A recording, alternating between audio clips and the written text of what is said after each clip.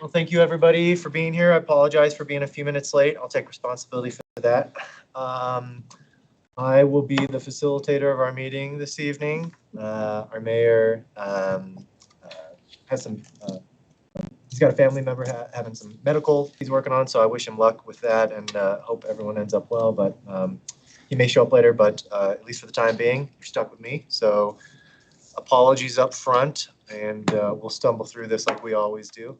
So to begin, is there any meeting follow-up from our previous meeting that any of my colleagues would like to address? Going once, going twice, moving on, thank you. I also want to acknowledge before we get to the next agenda item, do we have Matt on? Yep, so we have Matt Larson joining online, and Councillor Jensen will not be present this evening. Okay. We don't need to take any official action to recognize that. Okay, thank you. Well, moving on, Ms. City Manager, if you're ready, to the Visit Casper Executive Director Report. Thank you, Mr. Vice Mayor. I'm trying to think what I should call you since you're Pro Tem or something silly. Pro Tem, there you go. I believe we are receiving a report from our Visit Casper Executive Director. There you are. I couldn't find you back there. So if you're comfortable, I'd like to welcome our Director of Visit Casper to the podium. Thank you so much. Thank you, guys. I just went low tech today because I wasn't sure what our AV plans were. So I brought you guys each some handouts. The reason why I'm here today, I'm happy to say, is I made it to my 1-year mark back in January.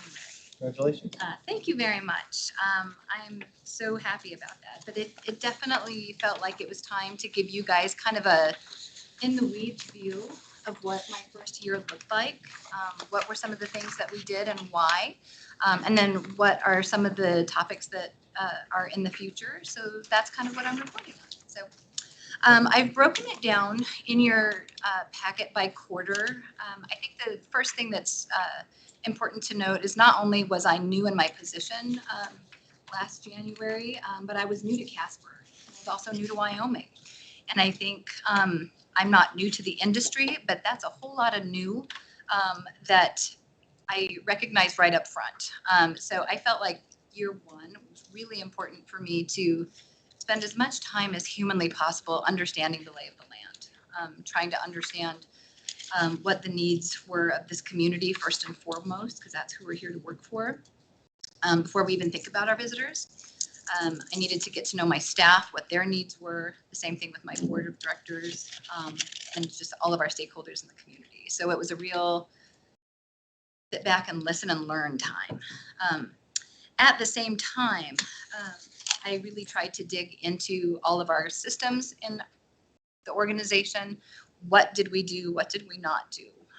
What were our reporting mechanisms? What were our financial structures? What was our financial policy? What was our employment policy? All of those things. I looked at all of our vendor agreements and contracts.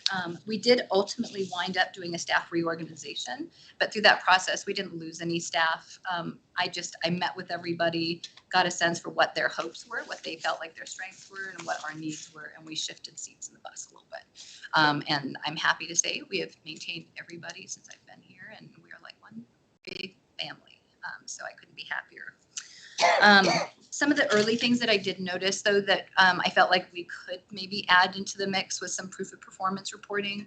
So we started creating a scorecard that we publish on our website every month, and it includes KPI-driven information so that you at any time could look and see what is our lodging market looking like right now, what is our occupancy and demand looking like, revenue per available room, average daily rate, things like that.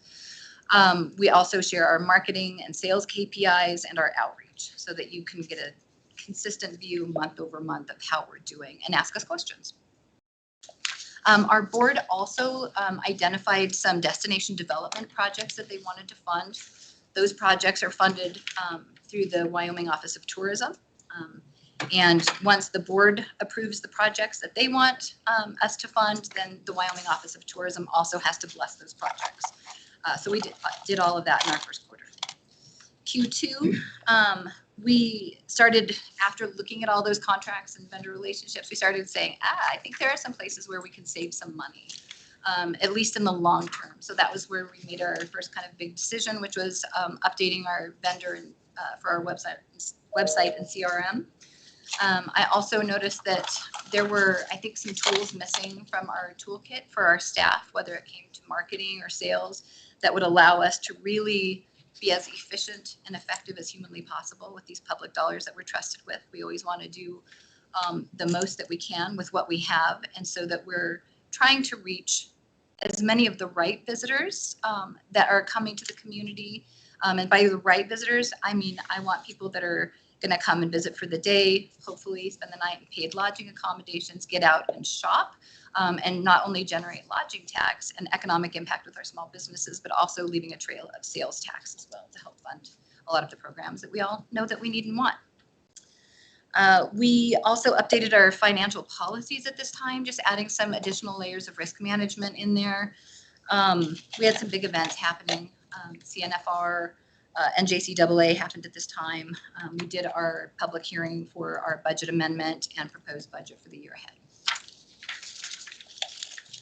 And then moving into Q3, I noticed that we had a lot of very healthy standardized practices in terms of issuing sponsorships within the community, but we didn't necessarily have a consistent, accessible method that people could access it year round. So we created an online form so that people were able to access those funding opportunities year round. It wasn't limited to a certain window of the year. So we felt like that was a positive change. We do a prodigious amount of economic impact reporting for our municipal partners, and especially for like the Parks Department in particular has a lot of activities going through there. And so we created an online form to streamline that process for staff. And in this quarter, we issued our first wave of those destination development funds that the board approved in Q1. So funds that we made available were for the David Street Station Ice Chiller. That was $112,000, $100,000 for City of Casper wayfinding signage, $25,000 to the Indian relay races, fairground, $73,000 for Natrona County wayfinding, $105,000 for Hell's Half Acre improvements, and $66,000 for a community education program for hospitality and tourism. And then big events that we had that took place were the Fair and Rodeo, and of course the Indian relay races, which I'm sure somebody's going to ask me questions about. So we'll get there. And then into Q4, I noticed we've had a history of a really robust marketing plan. Obviously, we're a marketing organization. Of course, we would have that.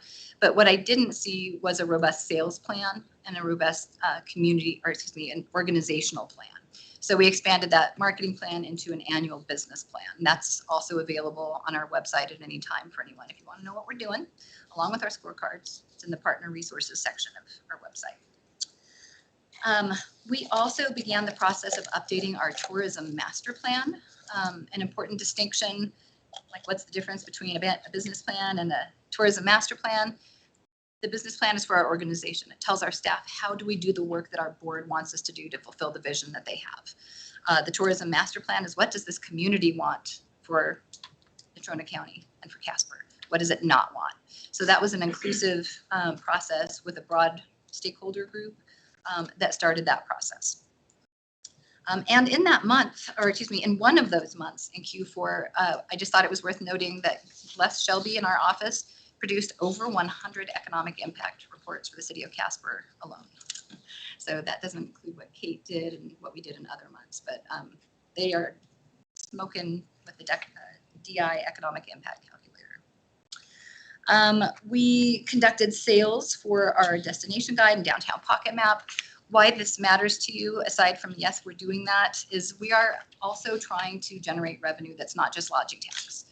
Sometimes we are asked to do things that fall outside the boundaries of what the statute would allow for those funds. And so it's good to have different pools of money. We also write grants for things like Hell's Half Acre to cover part of the expenses that the Wyoming Office of Tourism Funding didn't cover. So that's why I include that. We had staff attend the Fall Summit. We did our fiscal year 26 budget amendment through a public hearing. You'll notice that marketing is on all of these slides. We are doing top to bottom funnel marketing every day. That is what we're here And then now we're in the current period, Q1 of 26. We just produced and have our brand new destination guide in distribution. So that's out regionally and out of state as well. Distributed or are just about to distribute the pocket map. That should come to us in just a matter of days. The board did also award $25,000 of wayfinding funding for the city of Mills through destination development funds. And of course, as you all know or should know, the high school state championships have been going on. We've got one more coming, and it's been gangbusters in town. So really, really excited about that. And things coming up in 2026 that are noteworthy. A project that was started before I came in back in 2024, my predecessor, and I know he worked with this group. Some of you were on this council at that time and some were not, but the Pathways National Heritage Area was a project that my predecessor started along with some folks in Carbon County to create this regional tourism attraction. That feasibility study was submitted and before I got here, but it was accepted partially this last year. So they gave that group some marching orders about things they'd like to see updated. And so we'll see kind of what next steps are going to be there. But I will keep you posted as I know more. We've got staff that are going to be attending all sorts of trade shows, trying to book the community for events, some conventions, trying to make sure that we're doing our best possible work. We will be having our National Travel and Tourism Industry Luncheon on May 4th.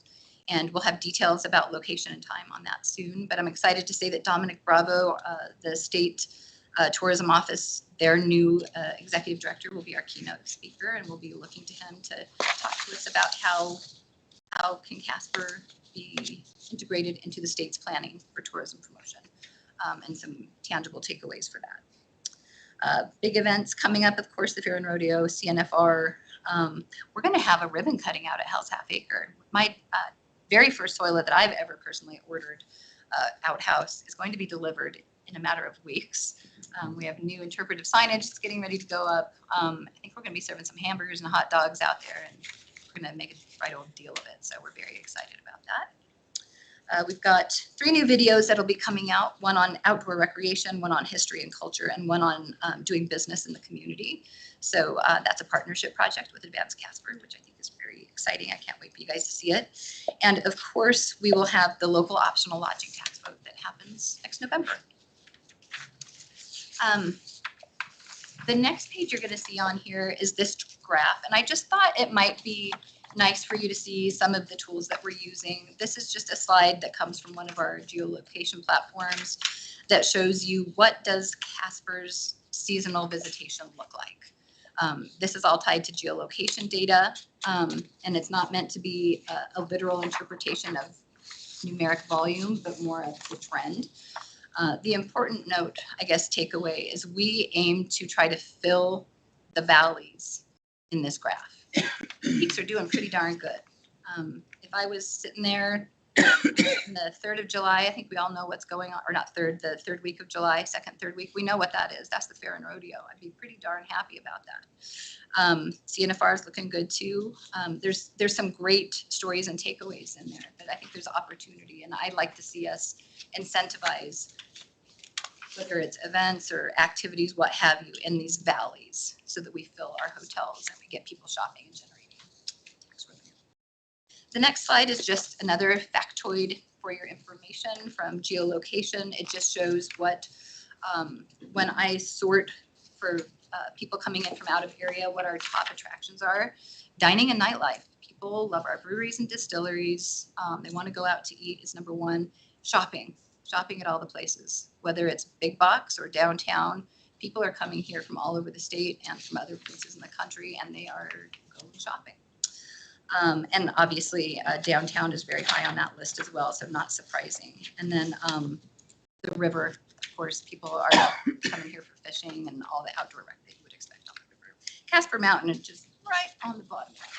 I think I was aiming for like 10. And the next slide gives you some demographics. I won't read through it. It's more just for your edification of who has come here in the last year and what those averages look like. And then there's just some quick factoids on the back about just general trends and changes in the industry. So I'm happy to answer any questions that you might have or any feedback that you have for how you'd like to see Visit Casper helping support the city of Casper. Thank you, Annette. Appreciate the presentation and all the information. Anyone have any questions, comments? Or not? Councilor Sweeney? So I know you were facing this way, but if you use coal, Cole, I didn't even see you come in there. I'm so sorry. I'm so sorry. You guys, everybody look at Cole. Cole Montgomery is our board chair, and he really is the tip of the spear for everything that we do. He is my number one go-to and helps keep me in line and make sure that we're all doing that. You guys have any recommendations or anything to bring to Visit Casper? Let me know. Thanks, Cole. Appreciate you being here. Councilor Bond? Thank you. Thanks, Annette, for being here. Just a question about you talked about you mentioned the pocket map. Do you have is there like a digital version of that? Everybody's got an app now, but I don't want to go there necessarily, but I'm just thinking that, that everybody's got a cell phone, so that would be an option. Yes and no. So for that particular piece, that is a hard copy. It fits in a little thing, goes in your pocket. However, one of the reasons that we added, or when we went to the new vendor for the website that we went with earlier, let's say we're talking about the 250th celebration. We're making a landing page that Nick has been coordinating with Wayne in our office. Everybody who submits events to that, all of their listings are going to go onto that page. Not only is there going to be descriptive information and those listings, but then we can create an automatic map because each of those listings is going to be tied to a location here. And so then all of those things can be mapped and the person can view it online. They can email it to themselves. They can download it as a PDF or they can just look at it on their phone. So anything that we create on the site can now be made a user-friendly map. That's on the Visit Casper site? Yes, visitcasper.com. Great. Yeah. Thank you. Good question. Anybody else? Councilor Sweeney? so I'm your appointee on Visit Casper Joint Powers Board, and then Jenna is the alternate. And usually I bring the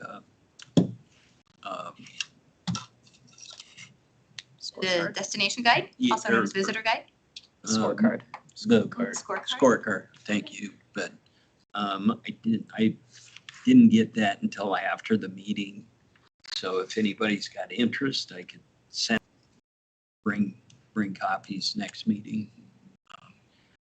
Thanks, Councilor Sweeney. I was actually going to ask, Annette, you said that was on the website, correct? Yep. Do you know what path you take to get Can I there? come over there and show Oh, you? absolutely. And then also I just saw for the first time the destination guide at today's meeting just a couple of hours ago. So I can bring copies of those also if anybody's like to see them.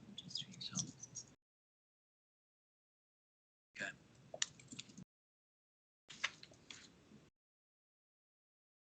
Should have been better organized. And I misspoke. I said partner, the partner section of the site. There's an industry tab on the bottom, and that's where all of the scorecards are. Yeah. And if you're ever curious about, strategic plan, like what is our long range plan? What is our annual plan? All of those things are on there.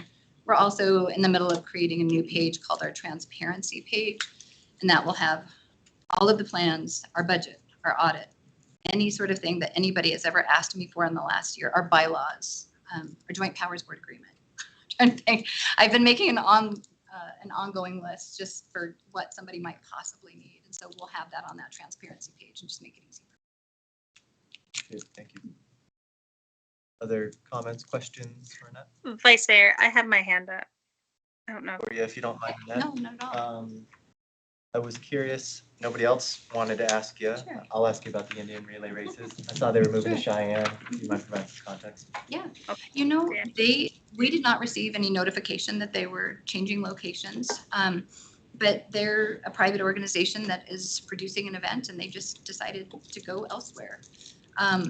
which is their right, and it makes me very sad because I love Indian relay races.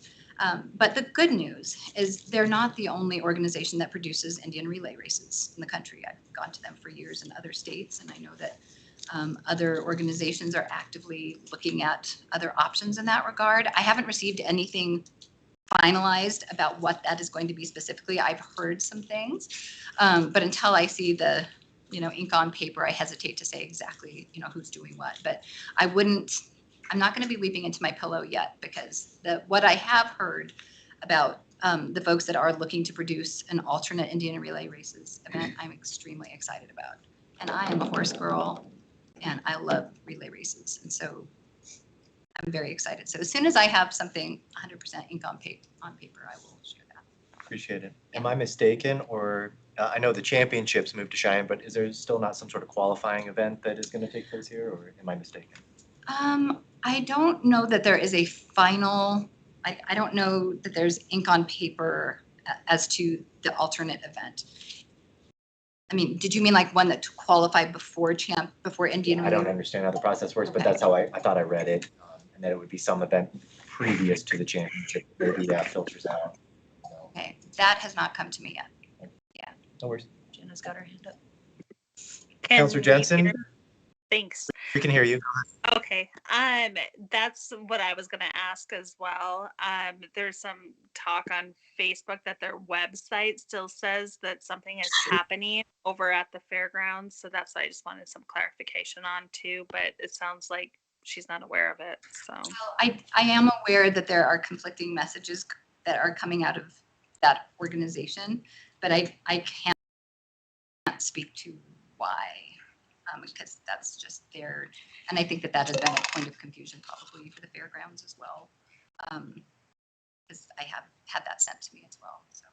So Kyle, I'm not through the city of Casper, but prior to running for city council, got appointed to the fair board, not as your city representative or anything. That's through the county. And so we were aware, the fair board was aware ago that they had not re-signed their contract. We inquired, they were out shopping. We didn't know for sure where they were going to go, but we couldn't move forward as an organization until they had actually picked a site.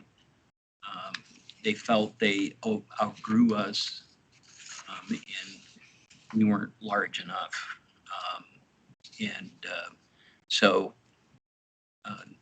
And there's other factors, sponsorship money and all of that. But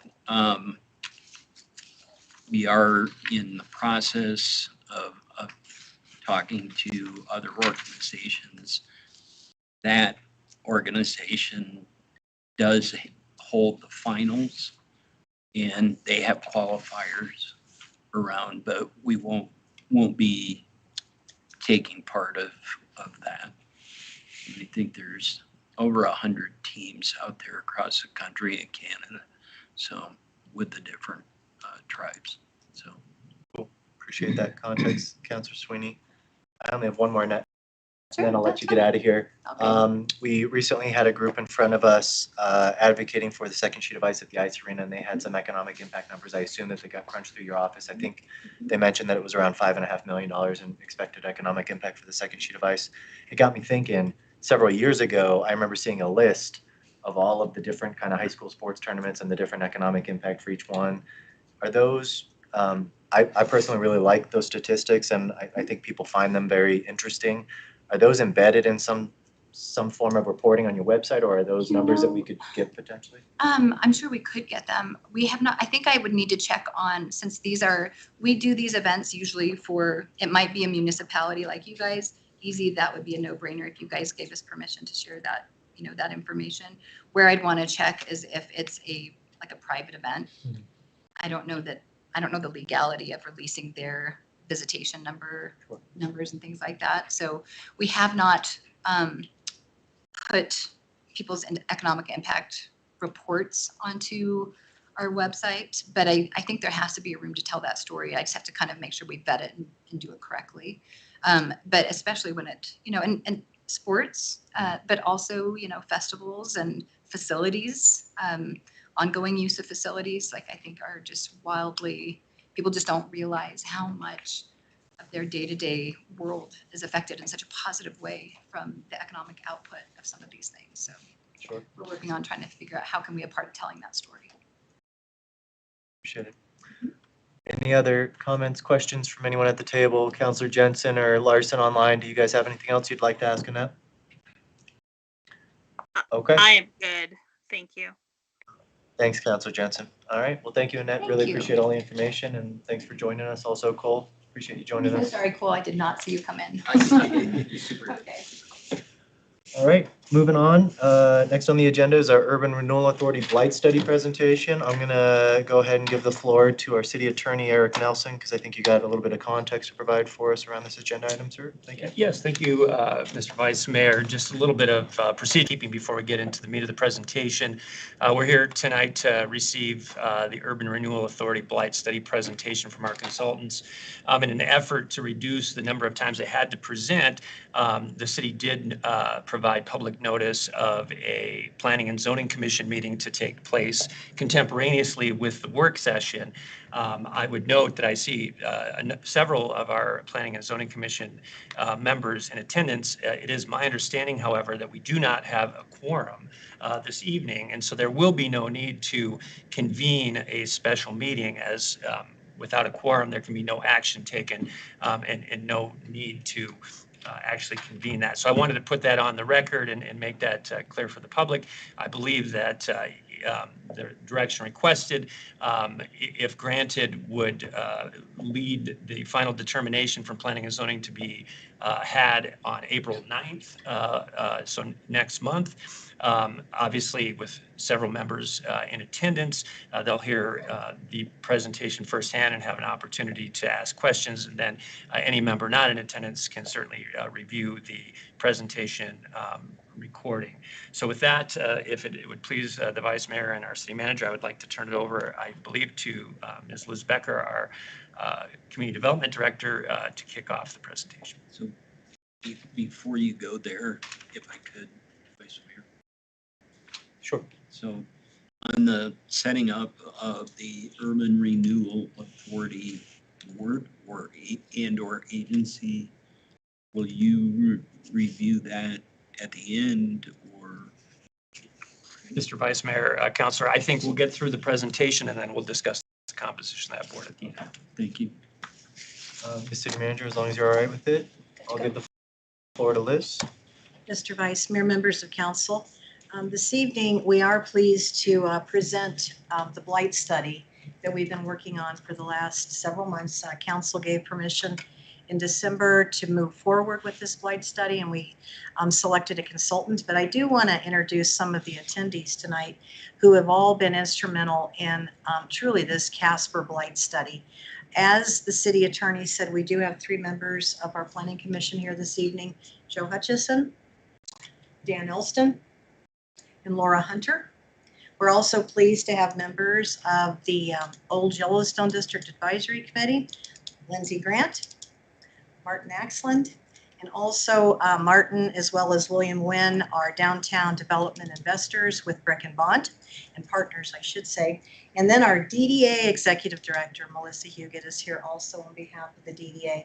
And I had hoped Justin Farley would be able to join us, so he may be also zooming in on this. As you all remember, Advanced Casper did pay for this study, $20,000, but then the DDA also was part $3,000 of that $20,000. So we've got some wonderful funding partners that made this study possible. As the city attorney said, we want to just do an overview this evening of the Blight study, be able to see if council has questions, but the direction requested that we are seeking this evening is to see if you all are satisfied with moving this forward to the official planning commission meeting on April 9th, in which the 7 body board will in fact vote to see that it is in conformance with the comprehensive land use plan, following a written statement that is required by statute on how it complies with the comprehensive plan.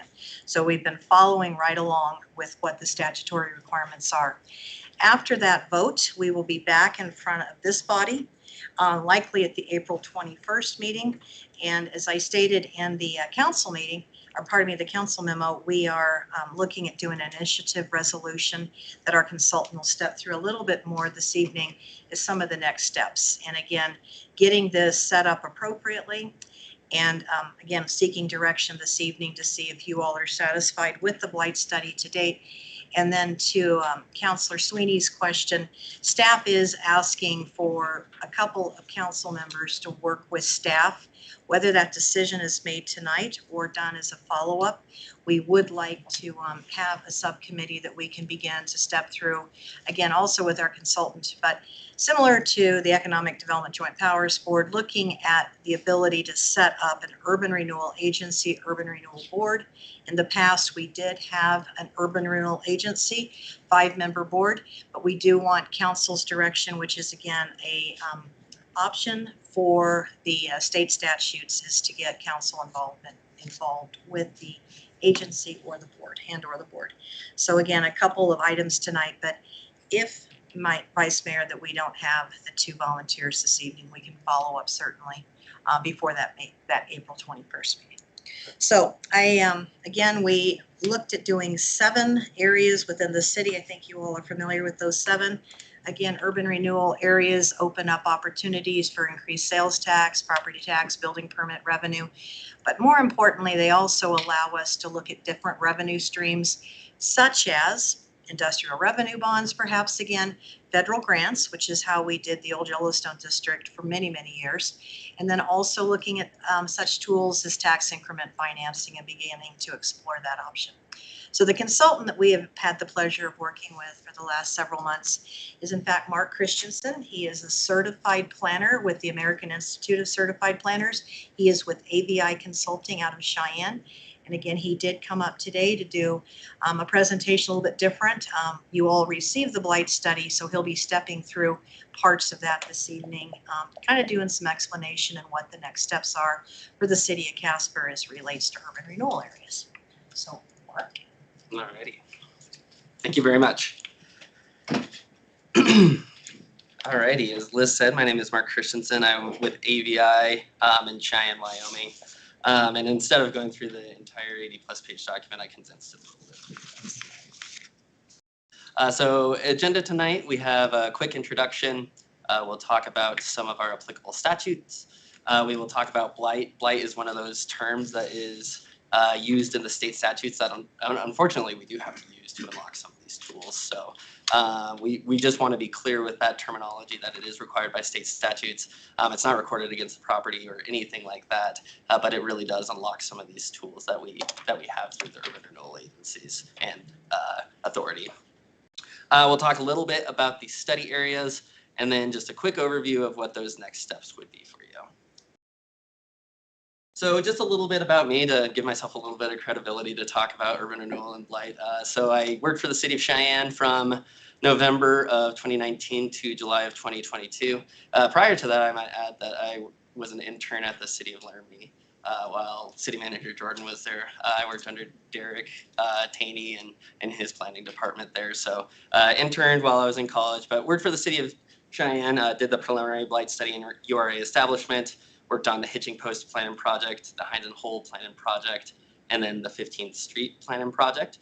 Some of those have started to see some of these projects with the tax increment financing come to fruition, or at least start to.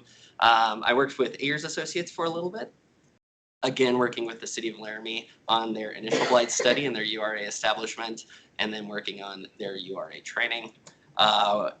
After Ayers, jumped over to AVI as a partner and senior planner. I've been there since January of 2024. So done a little bit more on the development side of the tax increment financing. So worked with the West End Flats project and the Air project on these TIF agreements, and then also helped the city of Laramie with their North 4th Street Plan and Project area. With that being said, so really to unlock the tools that are found within the urban renewal agencies, we are required to do this initiative resolution.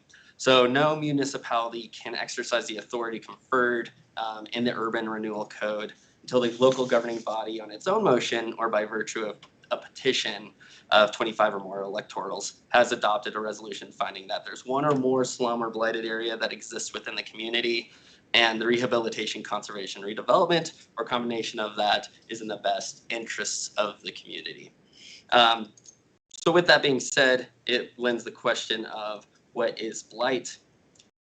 This is a very long definition of blight, and I would like to note that the Wyoming Urban Renewal Code is a pretty old statute drafted in the 1960s. So some of this language I would say is pretty antiquated.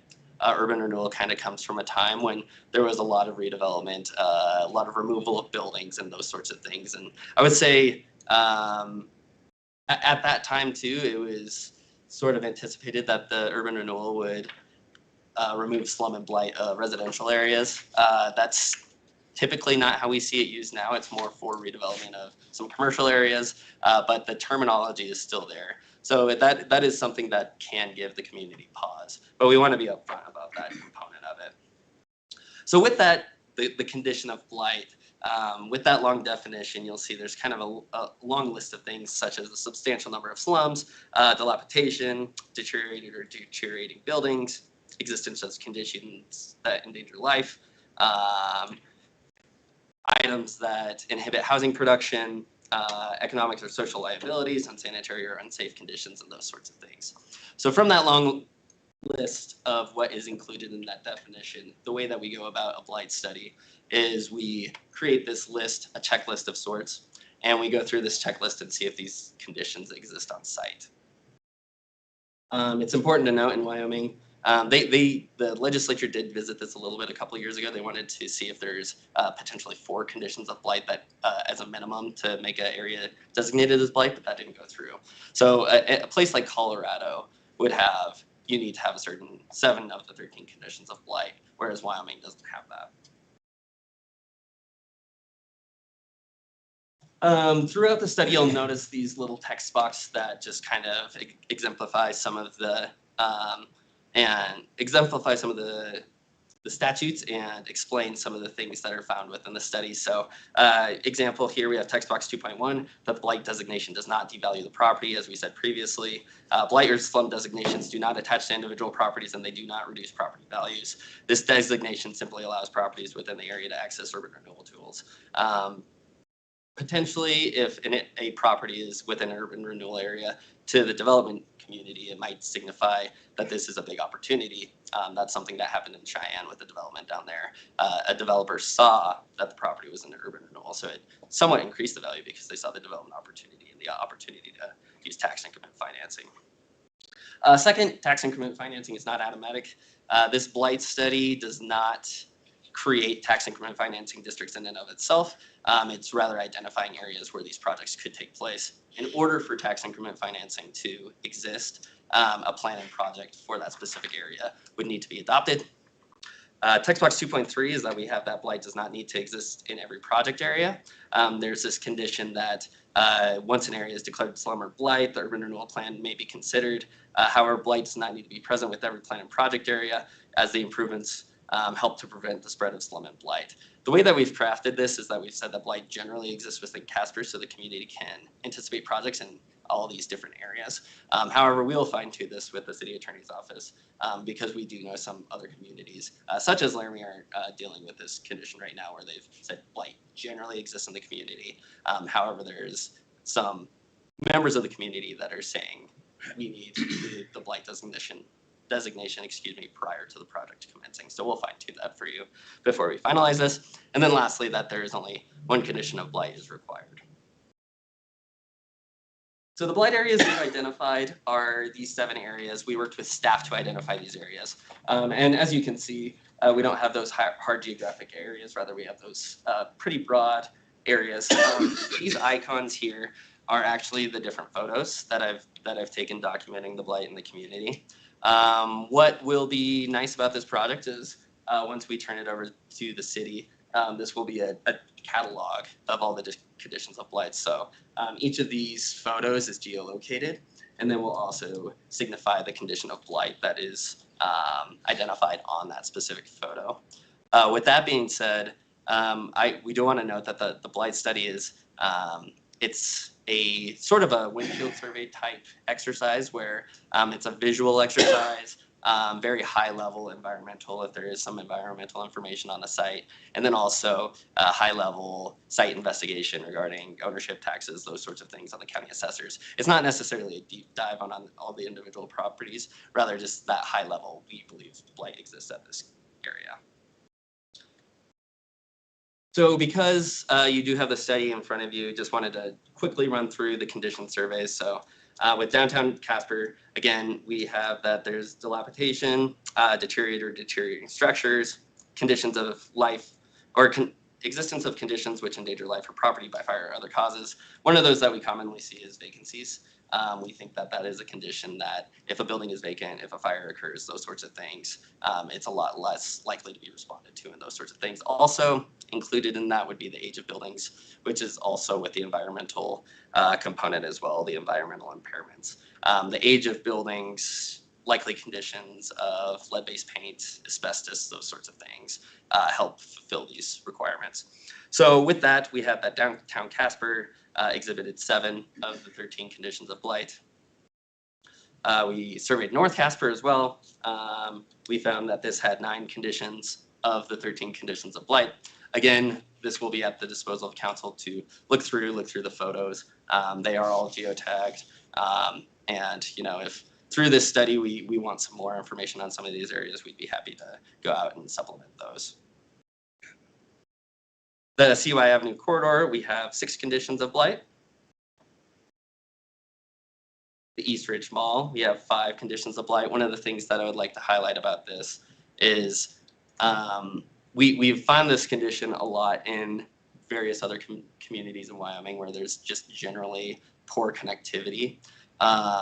Some of these large parcels, such as a mall, they were originally planned for this big central building.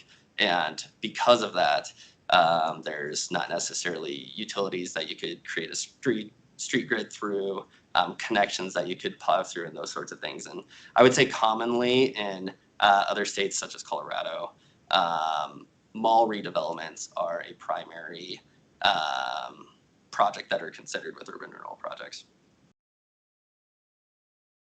Can we ask questions going through? Mark, you all right there? Or would you I'm happy for that. Yeah, that's great. Councilor Sweeney? Thank you. Could we go back to North Casper just for a second? So picture number 3, I think I'm familiar with that. I don't own that, but I am just interested what you saw there that was blight. Because the house looks in relatively decent condition. Was it the sidewalk? Correct. Okay. Okay. Thank you. And then on the East Ridge Mall, because that one kind of was concerning to me that would be considered blight. But was that mostly because of what you just mentioned on connectivity and that type of thing? Because, originally that's where Red Lobster was, and then the Wine Rack and other outbuildings. So that's the main concern there is connectivity. Yes, Vice Mayor, through you. That is correct. With that being said, if this large parcel were to redevelop in the future, I think there would be a desire for replatting, subdivision process, public improvements, and some of those things might cut through what the existing building would be. So it's still a good piece of a good opportunity for the community. It's really just allowing it to be eligible for tax increment financing with improvements to a new street grid, curb gutters, sidewalks, sewer mains, those sorts of things. This exercise would make it eligible for those sorts of things. Thank you. To go on, the next area we had was the Paradise Valley corridor. We saw 7 conditions of blight exhibited in that area. And then the event center, again, that is kind of what we were speaking to with the mall, where there are these large parcels with just general accessibility difficulties, those sorts of things. And we do have that. There were 4 conditions of blight here, and they are, one of those is also just the lack of pedestrian amenities and bicycle amenities and those sorts of things too. So the blight designation is really, again, to make it eligible for future urban renewal potential, and to address some of those things. So say there was an urban renewal project in the event center area, it could be, if there's a project that could generate substantial tax increment revenue, which we'll talk about in a little bit here, it could be used to enhance pedestrian bicycle facilities in the area to remedy that condition of blight. Do you mind if I think our city manager has a comment? I'm just curious, you said event center area. What were the boundary delineations of the area? So we were pretty broad with this one. Liz, do you remember exactly where we were? You can drill in on the fucking map. Yeah. We were generally, there we go. Right around, sorry. Ford, Wyoming Center. Yeah, the Ford, Wyoming Center. Wild Horse Ranch, And then, but we did go up Amico Road. to Amico Road. Sorry, that was what was, I was trying to spit up. Sorry about that. That's exactly what I wondered, if it went to Amico. It did. So It did thank go you. to Amico Road. And that was to correspond with our NPO studies. Okay, thank you. So moving on, we also have the Platte River Commons. We had 4 conditions of blight there, and that was just generally the area for Platte River Commons. You know, if there's projects in the future that want to mitigate floodplain concerns, those sorts of things. The existence of the floodplain is one of those that endangers property or life by fire or other causes. So that's the floodplain there. And if there were projects in the future that wanted to mitigate these floodplain concerns, that would be appropriate for this location. So again, with the blight determination, what a blight study does do, what it does not, it allows the community to use the powers in the Wyoming Urban Renewal Code, including TIF. It qualifies the community to establish an urban renewal agency. It permits properties to be included in a URA plan and project for redevelopment and address the items that have been considered blight. And then it also allows the community to seek additional funding sources. These sorts of studies help bolster grant opportunities, other funding opportunities, and things like that. What it does not do, it does not decrease property values. It is not recorded against the property. And then lastly, it does not change the property zoning or permissible uses. So going from this URA setup into these individual projects, this blight study is that kind of first part. Before you move forward, if I could. Councilor Sweeney? So on a couple of things, so this gives the city no power to go in and condemn anything. The power of condemnation is in the Wyoming Urban Renewal Code. So it is within the Urban Renewal Code. But we haven't seen that used, but it is in the Wyoming Urban Renewal Code. Okay. And then when you talked about the Platte River Commons, and that's in the Amico reuse plan. So were you contemplating and did you look at the different requirements considered to develop on that property? As far as a 99-year lease, those type of in different building restrictions and. So we have not included that, but I'd be happy to look into that for the final version. Thank you. Yeah, thank you. So the blight study, the initiative resolution, that will be the first thing on the docket for the city council. That will be what is anticipated to move forward next month. But we wanted to at least provide a primer of what can be anticipated after that as well. So the city does have the ability, the city council could exercise the Wyoming Urban Renewal Code on its own accord. However, they also outline the ability for the municipality to delegate their urban renewal powers to an urban renewal agency. And with that being said, they do have the ability to delegate all the powers in the Urban Renewal Code except for these four, which is a blight or slum determination, the approval of urban renewal plans and modifications. The URA board in that situation makes a recommendation to council on urban renewal plans and projects. General plans or community-wide plans, the establishment of a general plan for the locality as a whole, and then the power to formulate a workable program, which is outlined in state statutes. And then this one highlighted that a municipality shall not delegate to urban renewal agency or board the power to acquire by condemnation real property within the boundaries of an urban renewal area. So to the previous question, the city does have that power through the Urban Renewal Code, but the Urban Renewal Agency would not. So if I could, so does that mean, so let's say we set up an agency, I'll wait until we hear recommendations, but then anything they do, they have to come back to the city council. Am I understanding that correctly? That is before correct. they move forward with anything? That's correct. Okay. And then, so are we looking at phase one right now? Okay, Mhm. thank you. So just members of the Urban Renewal Board, it is outlined in state statutes that it's a 5-member board. And these have revolving term limits. But it is outlined that is a 5-person board. Just wanted to highlight that point. So I don't get confused here. So my terminology on agency means we're growing government and hiring more staff.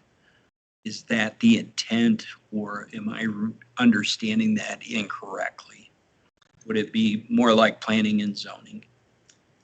Communities that it has operated in Wyoming thus far, it's operated more like planning and zoning. However, statutes do outline it to be more, maybe more in line with like a DDA, Okay. where they could have staff. However, we haven't seen that in any communities in Wyoming thus far. Thank you. That helps. So an urban renewal plan, just highlighting what would come forward. So if any of these blight areas want to move forward with a project, they would be required to have an urban renewal plan that would conform to the general plan for the municipality as a whole, and then be sufficient to complete to indicate land acquisition, demolition and removal of structures, what the redevelopment could potentially be, what any improvements would be, if there are required planning and zoning changes, and then any density or other building requirements as well. Here's just an example. So when a plan comes forward, that is when the actual project area is delineated. And this is important because this would be what would set the increment. This is in Laramie, this is Levante Park, and this is for their North 4th Street redevelopment plan. These are the parcels that are included and that would be frozen for the tax increment. So big picture thinking, if we do have the entire downtown area exhibiting conditions of blight. However, 2 parcels wanted to do a redevelopment plan and utilize tax increment financing. The plan and project would be specific to those 2 parcels or potentially the immediate parcels surrounding it. Applicable statutes, here's tax increment financing. 15-9-120 is the mechanism that allows it. It's a lot of words to explain this nice graph. Essentially, when a plan and project is adopted, and if the plan and project allows for tax increment financing, the existing base of that property is, for lack of a better term, frozen. So say we have a property that is currently paying $5,200 in taxes at this moment, and a redevelopment project comes through, that 5,200 would be frozen at that level, and those taxing agencies would get that amount, however many mills they would have for that amount. And then the redevelopment would create these incremental taxes that could be reinvested into public improvements on the site. I would say this is the primary driver for urban renewal in Wyoming at this time. The cities of Cheyenne has been working on it. Douglas actually approved one this week as well. And then Laramie is still exploring it too. Lastly, since this is a joint session, just wanted to highlight Planning Commission's role. So prior to approving an urban renewal project, the local governing body shall submit the urban renewal plan to the Planning Commission of the municipality, if any, for review and recommendations to its conformity with the general plan for the development of the entire municipality. We're planning on submitting the Blight study and explaining how it meets the the comprehensive plan and future land use plan for the city of Casper. Just so Planning Commission knows that plans and projects might be located within these Blight study areas. So next steps, this is my final slide here, but we have the Blight study adoption resolution by City Council potentially next month. The Urban Renewal Agency, the other communities we've worked in, there's been an ordinance by council similar to what an ordinance for the establishment of Planning Commission might look like, but it's codified in city code to say how the agency reviews items and the membership of the agency, those sorts of things. There would be Urban Renewal Agency member selection. And then after that, the city could bring forward their own urban renewal plans, but there's also provisions in state statutes that allow just the general development community to bring these forward as well. And with that, I am available for any questions. Thank you, Mark. Appreciate the presentation. Councilor Sweeney? So opportunity zones, can they work in concert? I don't know, I haven't looked in that in a while, but it seems like President Trump has reinvigorated opportunity zones. Can they work in concert with a TIF? So through you, I believe they could. I'm not as familiar with opportunity zones, but because a TIF is generally subject to local mill levies, it would be, it's more of a local tax rather than a federal tax. So I don't think there is anything that would conflict between the two.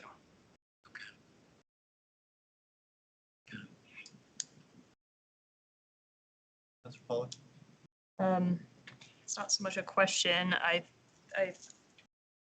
be the movement on this predominantly to add tax increment financing as a tool for development. I do just want to say, and I know it's like nobody's fault in this room, but this seems like the most like odd little bit of red tape having to do this Blight study, considering how I feel like you could make the case that any place in this municipality or any other municipality is Blight. So it seems very odd, but like ultimately I understand that we have to do it in order to make available this tool. So I support for that reason, but otherwise it just seems like a very strange way to do this. Stuff in the 60s. Yeah, I guess so. I can say that I also agree with that. Yeah. It really is something that I think the development community, Wyoming is a state that doesn't have a lot of tax incentive opportunities for development. And this is one of the ones that we do have. You do have to jump through some hoops to utilize it. Yep. Liz, did you have any comments? Yes. You wanted to add? Mr. Vice Mayor, Councilor, Councilor Sweeney asked about the Urban Renewal Agency, and I'll take you back a few years. Back in 2002, Council created by ordinance the Casper Urban Renewal Agency. Carol Crump was the chair. And there were 5 members on there, and I used to have all 5 of them committed, and some memory, not committed. Committed to memory. Several of them have passed now, but they were appointed by ordinance to work on an area called the West Central Corridor. And again, they did the plan. They got everything put together on the West Central Corridor. They commissioned this plan, which then was sent on to HUD in 2002 in order to give us funding and to get the designation of an urban renewal area done for what is now the Old Yellowstone District. In 2008, they were disbanded by council, and everything was done in-house by the city of Casper staff to execute the plan that they had approved for the urban renewal area. So you would ask some questions about, have we done this? How's this work? So yes, we have. Did we hire extra staff? I was hired in 2007 as the urban renewal manager to execute that plan for the Yellowstone District. At this point, do we see additional staff necessarily being a part of these areas? That is why Craig Collins and myself have wanted to, again, work with the subcommittee of council to, again, look at some of the costs, because we've done this before, and look at what it's going to entail and to prioritize which areas move forward with getting a plan done, because there is a cost to that. But to kick it all off, we needed to do a blight study, and that is, again, required by statute to do so. So yeah, there's a cost to that. Not as big a cost as there will be to do the plan, but again, we can look into federal grants, work with our MPO, which is what we did previously, and they funded the plan for the Old Yellowstone District in 2006. And that was right at $120,000, but the MPO paid for that.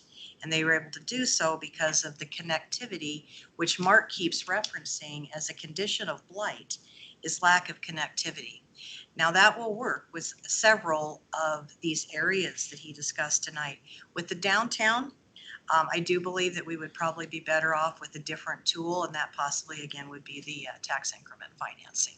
Because again, we've got connectivity in the downtown. We just need an injection of a funding source to execute to their strategic plan, which is done. So I wanted to clarify a little bit of the history, because again, Carol Crump was just such an advocate with that. Robin Mendel worked hand in hand as a staffer with that URA, as did Dave Huff. And again, we didn't hire any extras, but we had employees that were working right along with that urban renewal agency.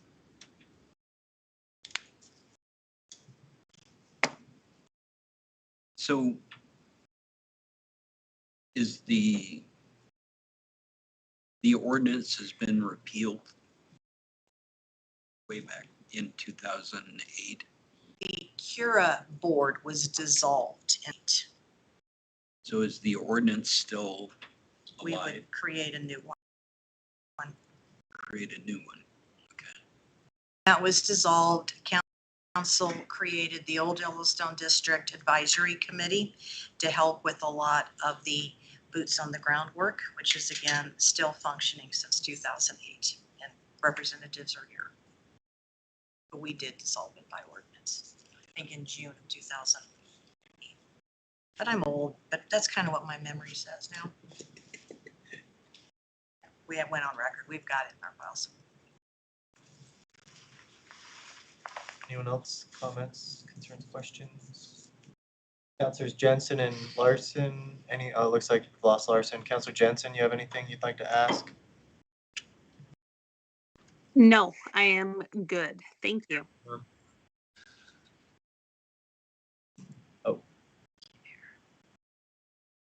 Councilor Jensen, you mind giving us that one more time? Oh, I just said I'm fine. Thank you. I'm good. Okay. No questions. Appreciate it. Thank you. Thanks.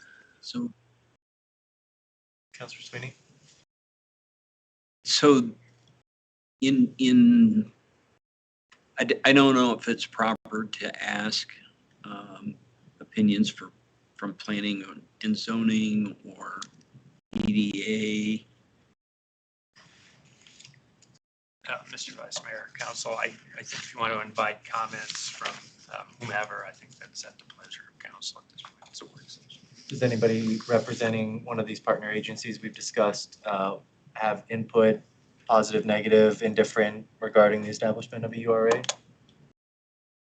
Please speak now or forever hold your peace. We'll have time in April too.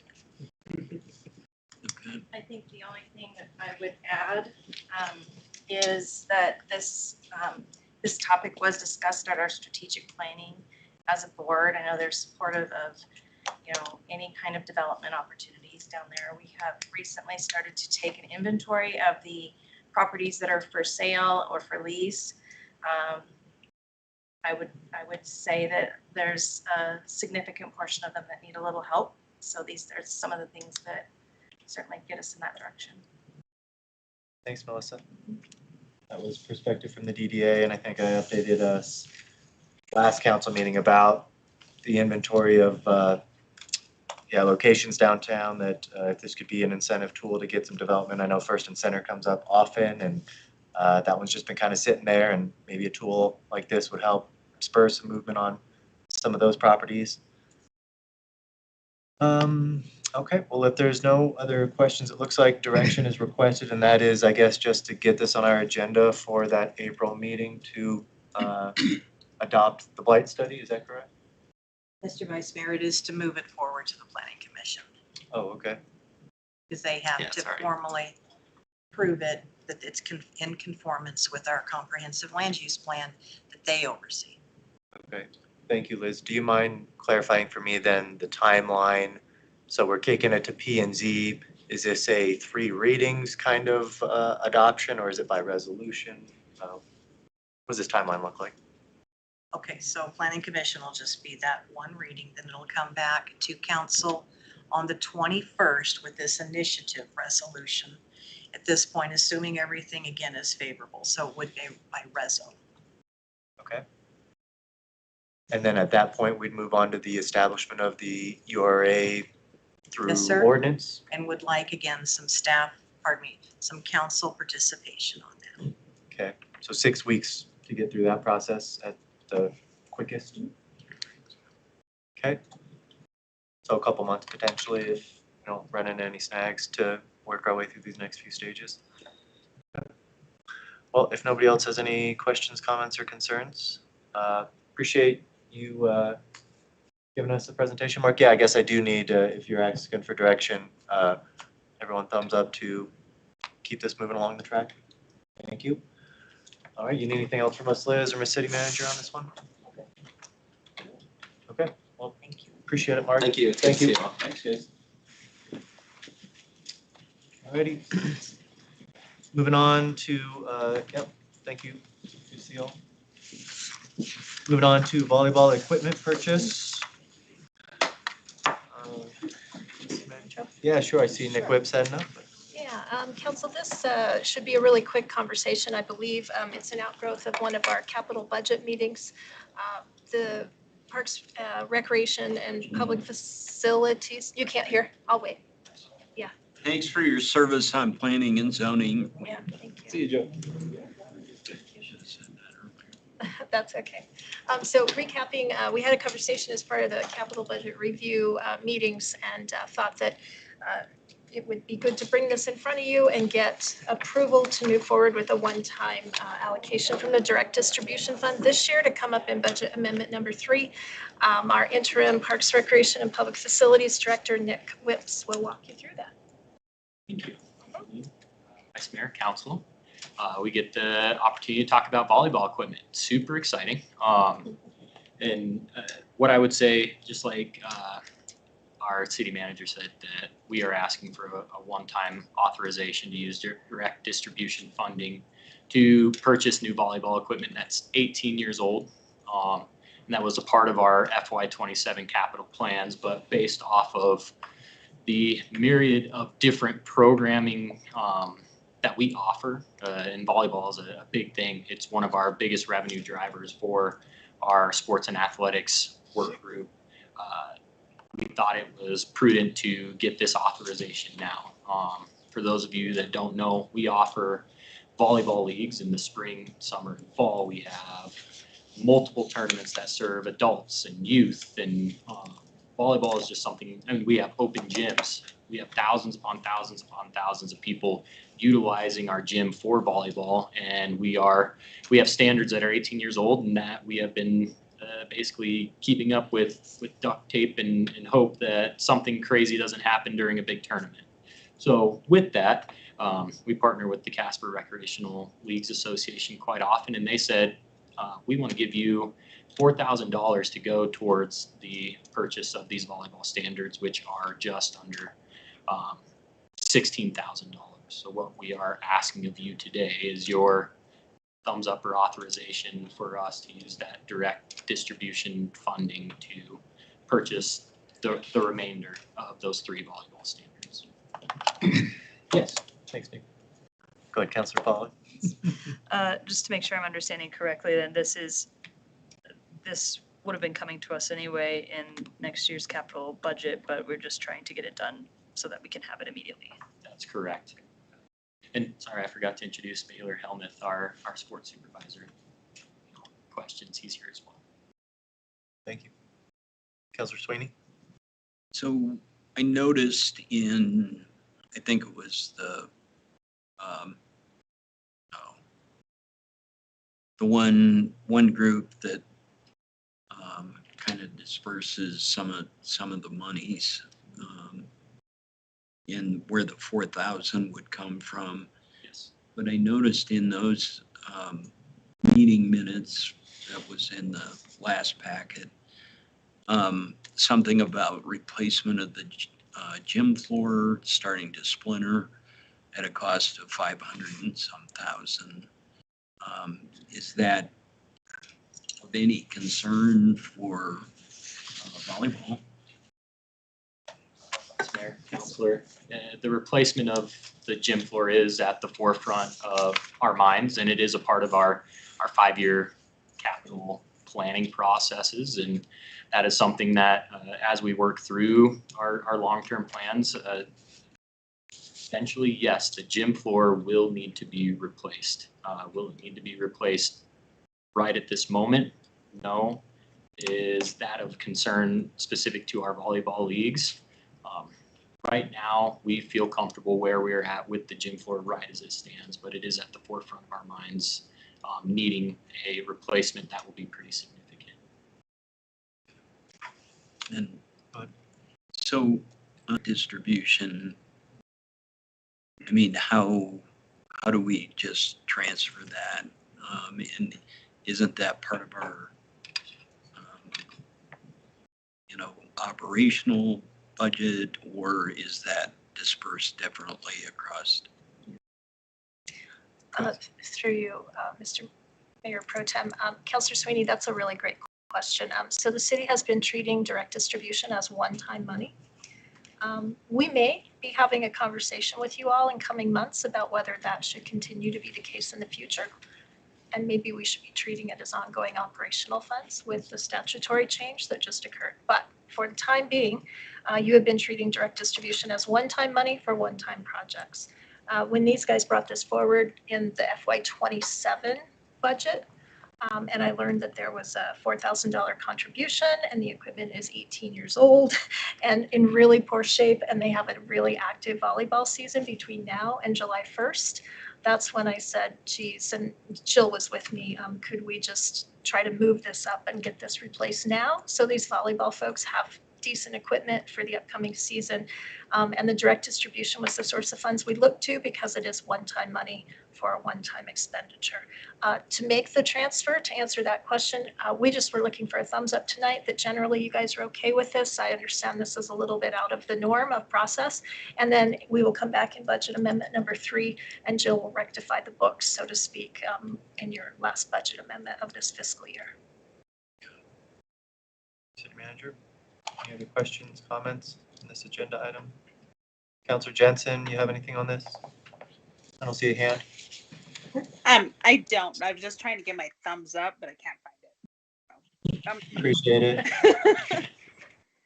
Well, so long as there's no other, I have a preliminary thumbs up from Amber, so everyone else good with moving forward on this one? All right. Thanks, Nick. Appreciate it. Thanks, Baylor. Okay, moving on to our water resources master plan.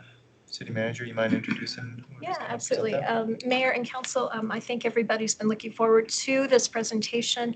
I am frankly unclear on whether our new Public Services Director is going to make the introduction or if Ethan Yonker, our interim Public Services Director, but as of this week, back to his regular position. So I'm going to bring Krista up and she can handle this how you like.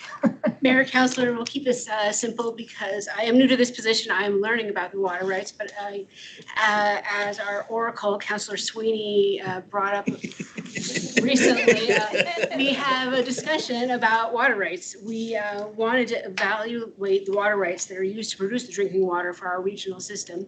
And I know that Ethan has spent a lot of time digging into those himself and better understanding those. I will hand this over to Ethan to then hand over to the specialists at HTR who spend a lot of time in this arena. Thank you, Krista. Thank you.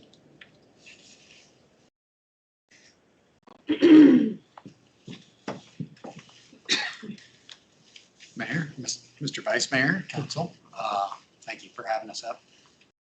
I assume that there will be questions at the end, so I think probably the best way to do this is I'll have Brandon Noble and RJ DeGoff do the presentation on the Water Resource Master Plan that was completed by Regional Water, and then we'll be available to answer any questions that you might have afterwards. Sounds good. Excellent. Thanks, Ethan. Members of the council, Mr. Vice Mayor, thank you for having us this evening. As Ethan said, over the past year or so, we've been working with the central board to evaluate the water rights portfolio and water resource availability for the city of Casper and the regional board. As a part of this, we really approached this from, please don't mind me driving. So, Vice Mayor, if. So long as it's not a question. Huh? So long as it's not a question for me. Well, for Ethan, One more, just one only because I haven't got the PowerPoint going yet. okay. What do you got? Ethan, do you remember how this was funded? Did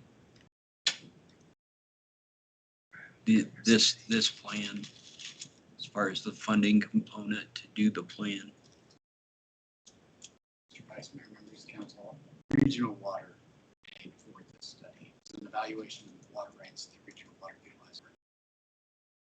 But wasn't there other components like Pioneer, or any of the users of regional water? Did they pay a portion? Mr. Vice Mayor and Council, Regional Water paid for it out of Regional Water funds. Okay. So all of the user entities for Regional Water pay their wholesale water rates to Regional Water to develop those funds, and those are the funds. Thank you. All right, if you gentlemen are ready to go. Yeah, it's like it's treating it as the second monthly thing, where it's the notes, but it hasn't been flipped.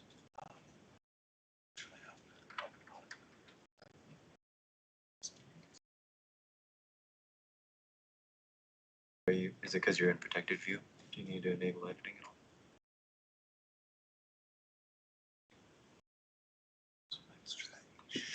It'll jam you up sometimes.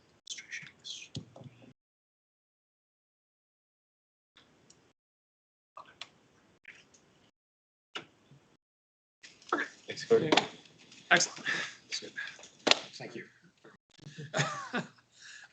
So really to recap the process that we went through over the past year or so, we started off, in collaboration with CWRWS, take a look at, what exactly is available for use and with the primary purpose of delivering drinking water to the city of Casper, to the central board. We want to take a look at, what was available for us in terms of, overall paper supply, legal supply, how that was impacted by administration or calls on the river, which we'll get into here in just a moment. We want to take a look at developing some operational resilience, take a look at how we can help you guys better prepare for changes in the climate, changes in population, changes in, let's call them socioeconomic pathways. We want to use this in tandem with, extrapolating how population is going to develop, what are some probable scenarios we could evaluate there, and how potential probable changes in climate may affect water resource availability into the future. At the very end of this, we went through and developed a pretty decent list of some strategic recommendations, many of which I'm happy to say are being currently explored for implementation, which should help to secure Casper's water future going into the future. So to give you a brief summary, and just for the sake of brevity here, water right is the legal instrument that entitles you to use water within the state of Wyoming. For these rights, they are typically classified, well, not typically, they are classified in the state of Wyoming as first in right, first in time. So that's to say that if you got to the river first and you pulled water out of it, you're the first guy, the last guy that's going to have to give up their water in the event of an administration. Now, on paper, the central CWRWS board has a combined paper water supply, and this is with holdings both the city of Casper's part and the CWRWS's part of around 58,407 acre feet of water. Now, this is quite a substantial supply of water on paper. For context, the production averages over the past few years that we looked at in terms of data is right around the 11,600 acre foot mark. So of that 58,000, you're using around 11.6 thousand acre feet on a given year. Further decomposed from that, 8,000 acre feet of that are produced from a groundwater source, with a further 3,600 acre feet being produced from surface water. So I mentioned first in right, first in time. This is particularly important as we've seen early on this spring with the state engineer's office issuing an administration of the North Platte. To give you an idea of the breakdown of the rights here, this is that same plot, but broken out by administration. In terms of the graphic here, the large yellow Pac-Man looking guy is really, those are the junior water rights. So 42,000 acre feet of the available water rights in the paper portfolio are junior water rights. So that's to say that if there's an administration, they are the first rights to be called and they can't be used. As we go up the list or back in time, we get to the 1945, 1953 water rights. There's around 7,200. As of this administration, correct me if I'm wrong on this, RJ, those are also currently under administration and cannot be used. Further up the list, we get to the 1923, the pre-1923 water rights. That's around 3,300 acre feet.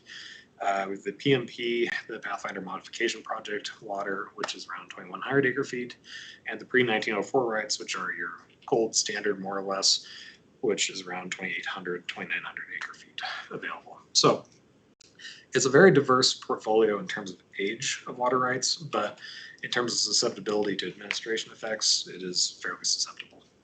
So with that in mind, the kind of considerations purpose of the study really falls largely in the fact that we live in a fairly arid environment. Wyoming's not necessarily known for its large rainy seasons. It's pretty dry, as all those of you who live here are pretty well aware. Storage recharge is largely based around snow accumulation and what limited rainfall we do get throughout the summer. So the North Platte system itself is largely, the headwaters are essentially in Colorado in the North Park, I think the Walden area. So it's an area that gets a tremendous amount of snowpack and it contributes to a very, very large drainage basin. This is, in a normal year, a really good thing, but as we know from this past winter, it has been anything but normal. It's been very dry and the conditions are not as we would like to see them. So with that in mind, where we have less precipitation, we have less snowfall, we have less recharge coming from the snow water equivalent, we start to take a look at, okay, we're having less overall precipitation to recharge our available water, but we're also having more population. So over the progressive, taking a look into the future, we wanted to evaluate for Casper, what are some growth scenarios that make sense, and what are some growth scenarios that might not necessarily make sense, but give us a little bit better idea of the overall sensitivity of the system to increased population growth. So for this, in our modeling efforts, we chose, after coordinating with Ethan and your predecessor, Tom Brower, we took a look at the normal growth rate, which is around that 0.4% per year. This is what we would expect for a normal population increase. within the regional system area. Above that, we had a high normal, which is around 1.3%. Assumes more progressive influx. Think something more along the lines of what we saw during COVID, people moving from more populated areas into less populated areas. The more conservative case here was a boom growth scenario, which is to say, we'd have some yet to be determined, like rare earth metals or new industry comes to town, population grows at 5% for 10 years and then levels off at 1.3% for every year after that. So in all reality, the 0.4% is the most likely, but we wanted to give ourselves the opportunity to take a look at, okay, what if we had a little bit more extreme scenario? So after establishing some potential population models, one of the other things we want to take a look at is, the climate. Now, climate in Wyoming is a fairly interesting topic. We're starting to see that we're getting into much more of a drought cycle. I think we can all pretty well agree upon that. The hard part with this is that weather drives water, climate drives weather.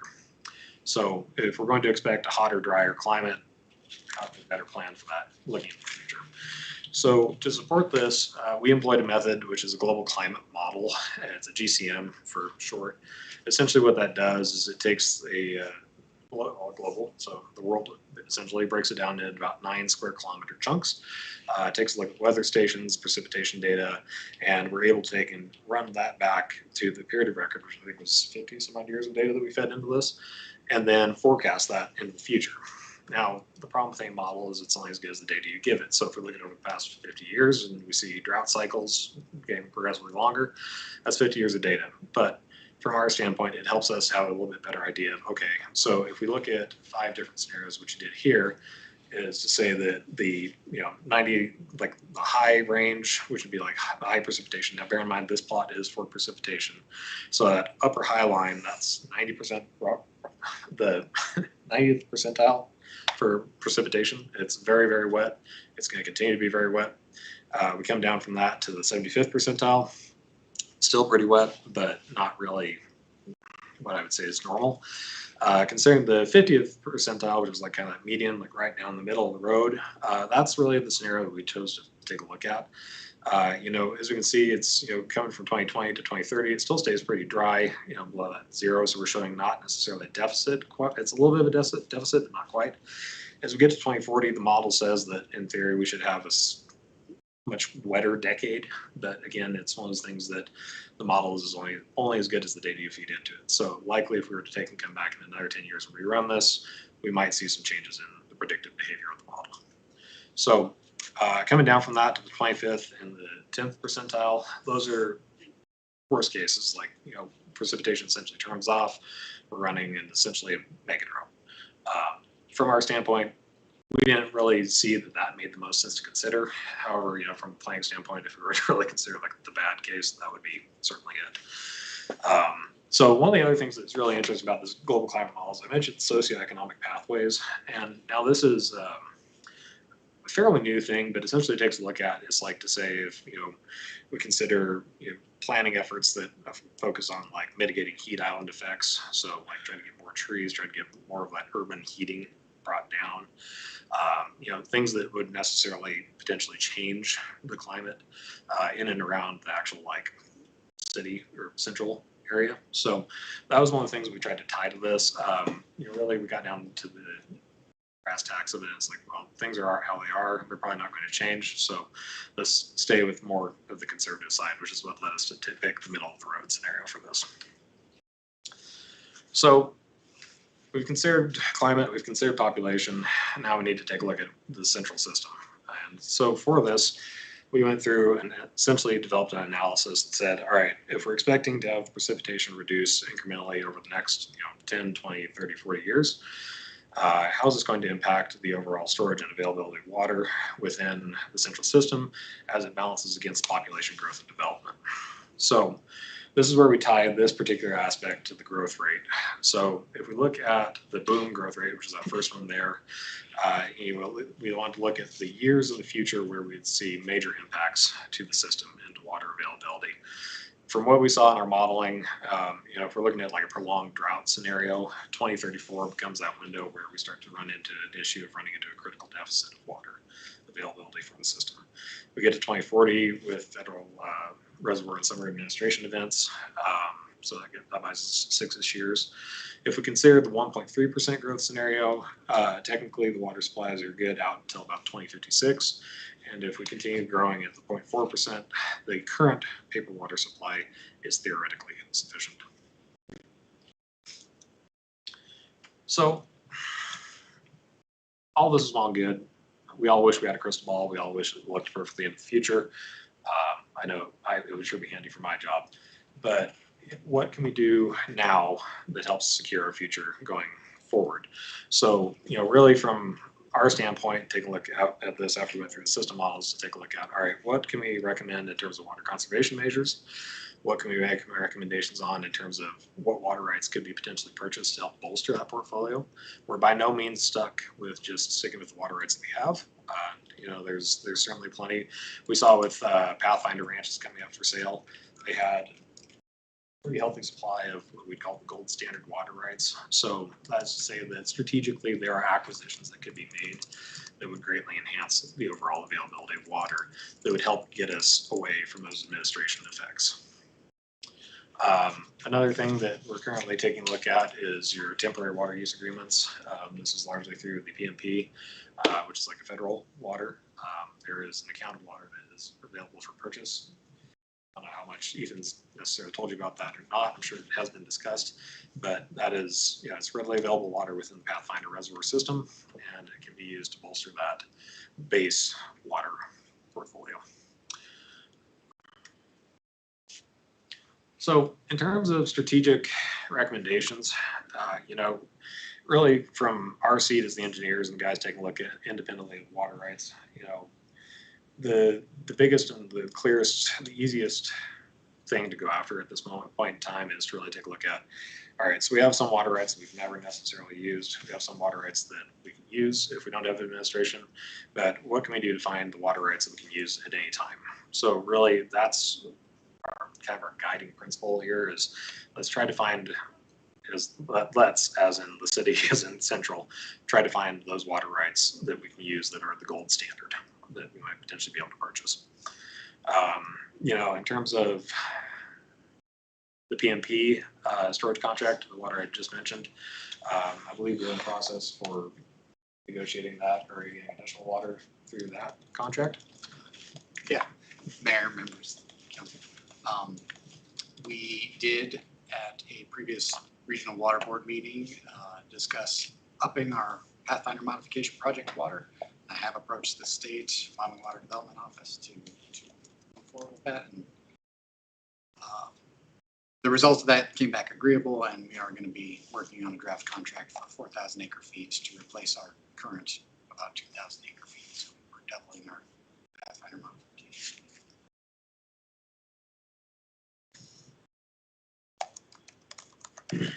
So with that in mind, it's one of the things I think is really rewarding with this sort of project is to see the recommendations start to go into effect where we're seeing beneficial impact.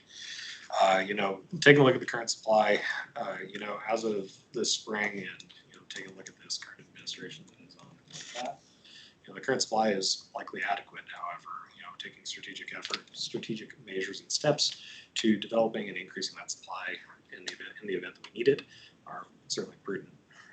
From the near-term side of things, it's Ethan and his crew at the water treatment plant have been doing a tremendous job. And, one of our baseline recommendations is let's continue to track which water rights we're using. Let's see what we can do in terms of optimization to make sure that we're leveraging water rights within administration in a strategic manner. And let's take a look at how we can forecast the tracking of the water rights there so that we have the ability to make sure we're transitioning institutional knowledge of operators to the next generation so that this sort of proactive operation is continuing. In the 5-year horizon, we had discussed the GCM. I think it would be worthwhile. This is coming from the scientist in me to take a look at, how does if we take these next 5 years, we run that into the GCM, how do we see a change in the model? It's a pretty straightforward thing to do. It would be super easy just for a little bit of a ease of sleep. In terms of the demands that are currently being exerted on the central system, I do think it would be good in 5 years to reevaluate where we're at. you know, certainly I think the next couple of years, especially if this drought that we're starting to see continues, taking a look at water conservation measures, seeing how those are impacting the overall behavior of the system are going to be really important. You know, it's one of the benefits of the progression of technology is that we're starting to see progressively less water usage per capita, and that's a good thing. We're starting to see that people aren't using nearly as much water as they were 20, 30 years ago. You know, you've got like more water efficient faucets, more water efficient toilets. It's people are being smarter about how much water they're using, and it's a good thing. You know, if we take a look at the next 10 years or so, you know, this is where we're starting to get out into that window of, all right, let's take a look at what water rights we could potentially find. Let's evaluate what the market conditions are for sale of water. It's probably only going to get more expensive, but you know, if we can take a look at from now till 10 years out and say, okay, from a planning standpoint, what can we do to acquire new water rights that help bolster our supply? That's great. You know, that really falls into the operation of the system and how we can better optimize it and the overall storage that's available to make sure we have water during periods. So with that, we'll open it up to any questions that you may have. Thank you, gentlemen. Janine, I saw your hand flip earlier. Okay. You're good? I'm good, thank you. Questions? Councilor Sweeney? So if I could first go back to slide 1, it's in our packet, 106, but it's the one with the big yellow dot there. So in looking through that, the pre-1904 and the PMP contract water acre feet,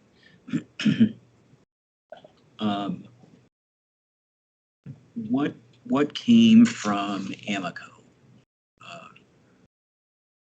Mr. Mayor, members of council. So those rights that are listed for pre-1904 and PMP contract water, none of those are from Amoco. The majority of the pre-1904 water right is Upper Rock Creek out in Atlantic City.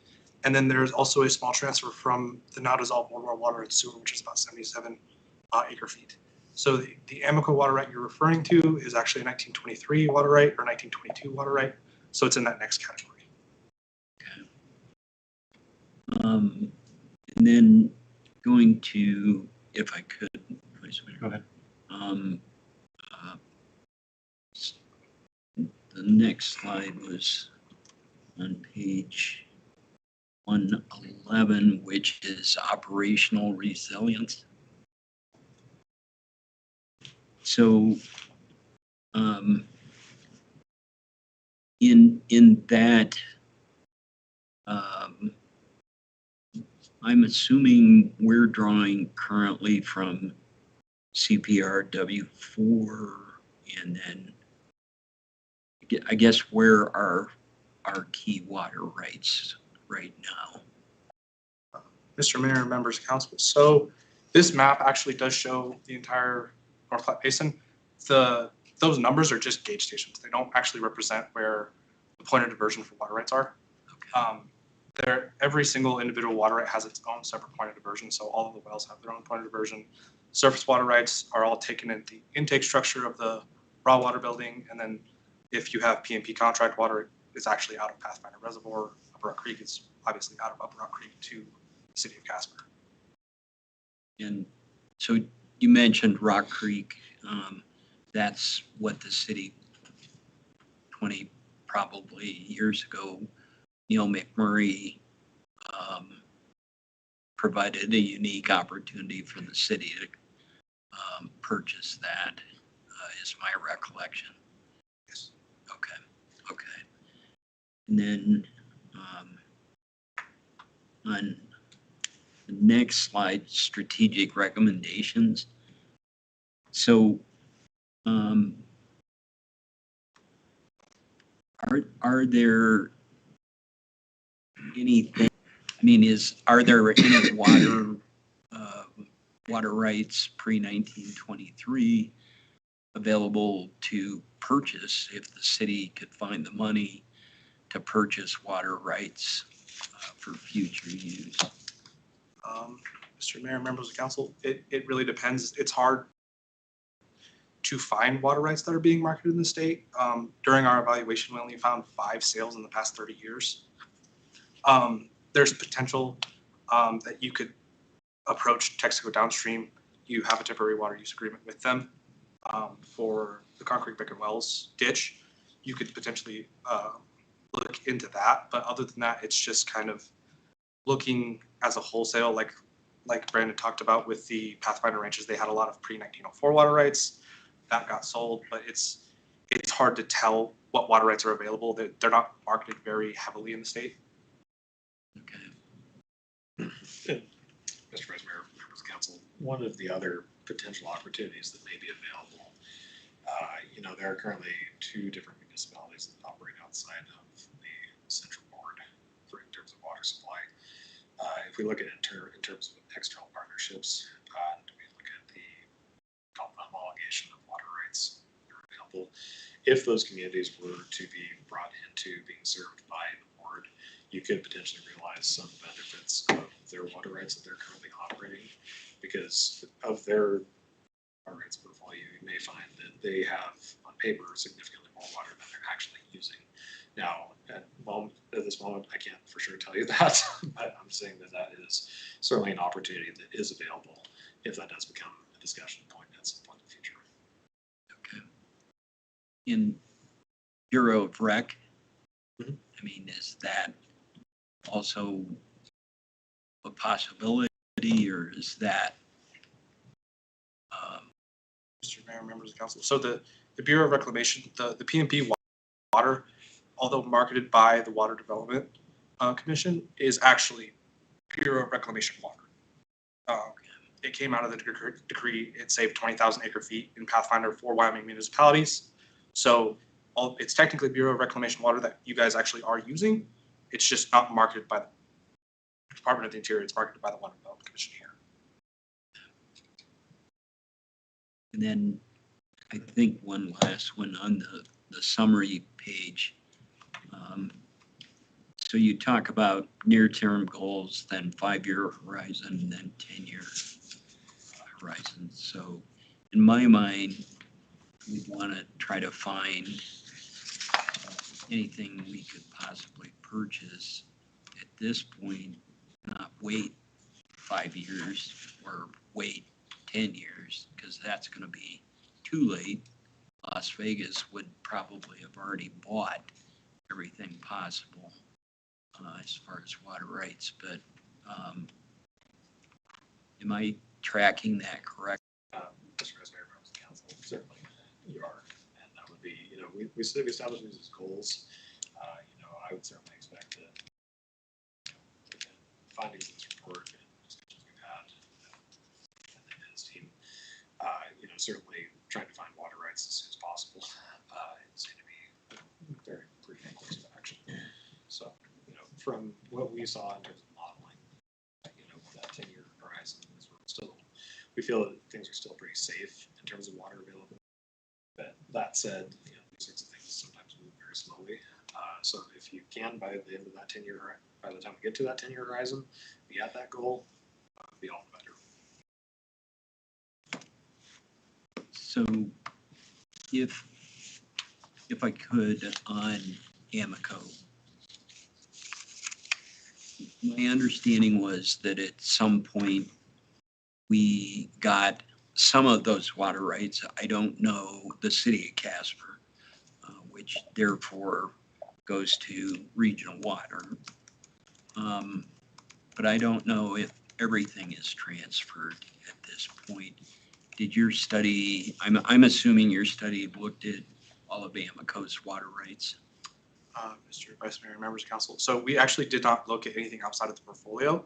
I do know from a separate task that HCR has with the city of Casper, we look at your water rights portfolio every year. The way it's currently set up is Amico number 2 is what it is called, was transferred to the city of Casper after it was approved by the Board of Control. The State Board of Control approved it. They reduced the acre footage amount from 8,600 acre feet per year usage to 1,630, looking at depletion records.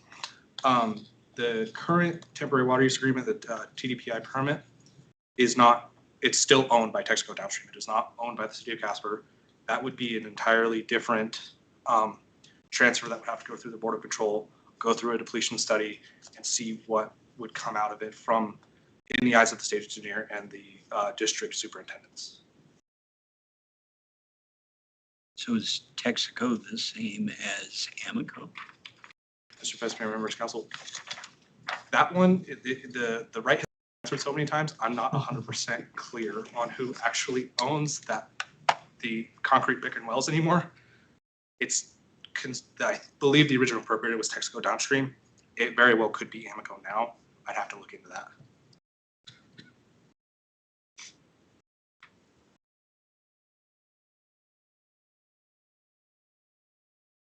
Anyone else have questions? Counselor Jensen, not seeing a hand, nothing to add to this conversation? Nope, I'm good, thanks.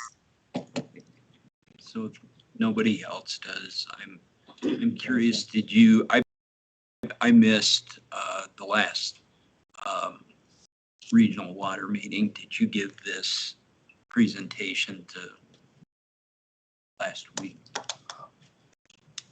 Mr. Vice Mayor and councilors. I believe this presentation was given to the regional board in November. Okay. December? December. Excuse me. Must have missed that one too. Or you forgot.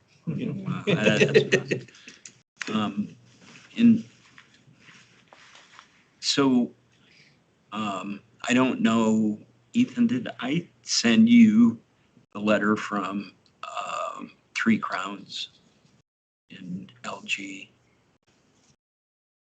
Mr. Vice Mayor, members of council, you did, and I think I responded to you. I also have supplemental information to share. Did you happen to share that with HDR?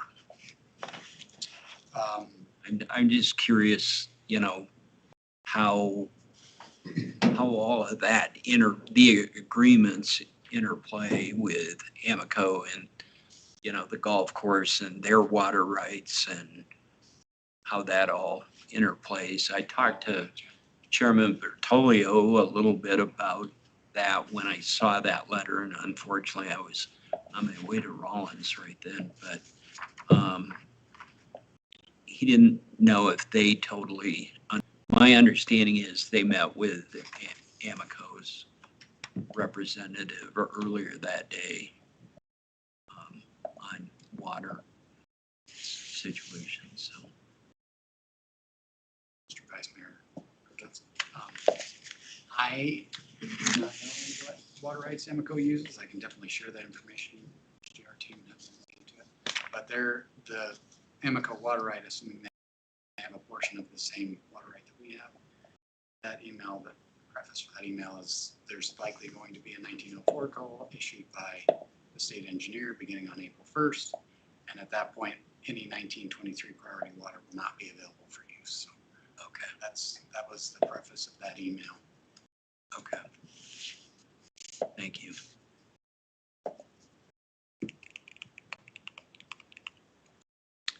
Any other questions? Go ahead, Councilor Dahl. This isn't not entirely, it's not totally related to this water rights, but a question that I've gotten from constituents is, Ethan, are you anticipating yet any conversation about rationing for the summer? Or I imagine you've gotten that question from people already. When you've got a handout. Mr. Mayor, Council, Mr. Vice Mayor, pardon. Pass that around. So the city team has met several times to discuss water rights and potential restrictions if they would be needed. We've started tracking data and we're sharing it weekly with the city manager, with the public services director, and with the parks team, just to keep our eyes on it, to know where we're at. Currently, on this graph, there's 3 data sets. So the red line is, well, the green line is our 5-year average production based on that time. The red line is 25% over that, just a 25% increase above our 5-year average. And the orange dots are where we're currently at for production. So you can see right now, we're still currently under our 5-year average for production. That being said, we do have sufficient water rights to get us through March and April easily. But if production picks up significantly between now and the end of April, they have to get together and recircle the wagons and discuss further what steps we might want to take. We also are starting to draft a press release to help inform where we're at, that we're asking people to use water outdoor use responsibly. There aren't restrictions at this time. Ethan, can you clarify for me a little bit about, I'm not sure I understand how production relates. This is how much water we're using, how much water regional water is producing for the city of Casper, and all the entities that use the water. So the orange dots you can see are below the green line, which means currently this year, that orange dot there is last week's production numbers are below the 5-year average production. So is that a reflection of customer use? Yes. Of water? I see. Yes. Thank you. Yeah, and we've hypothesized a bit about why we are below the 5-year average. We do believe it does have, weather is a factor in it, because normally this time of year there's 30 below stretches where people are running their faucets so their pipes don't freeze. So that's a big water usage, which is why we think we are below the average.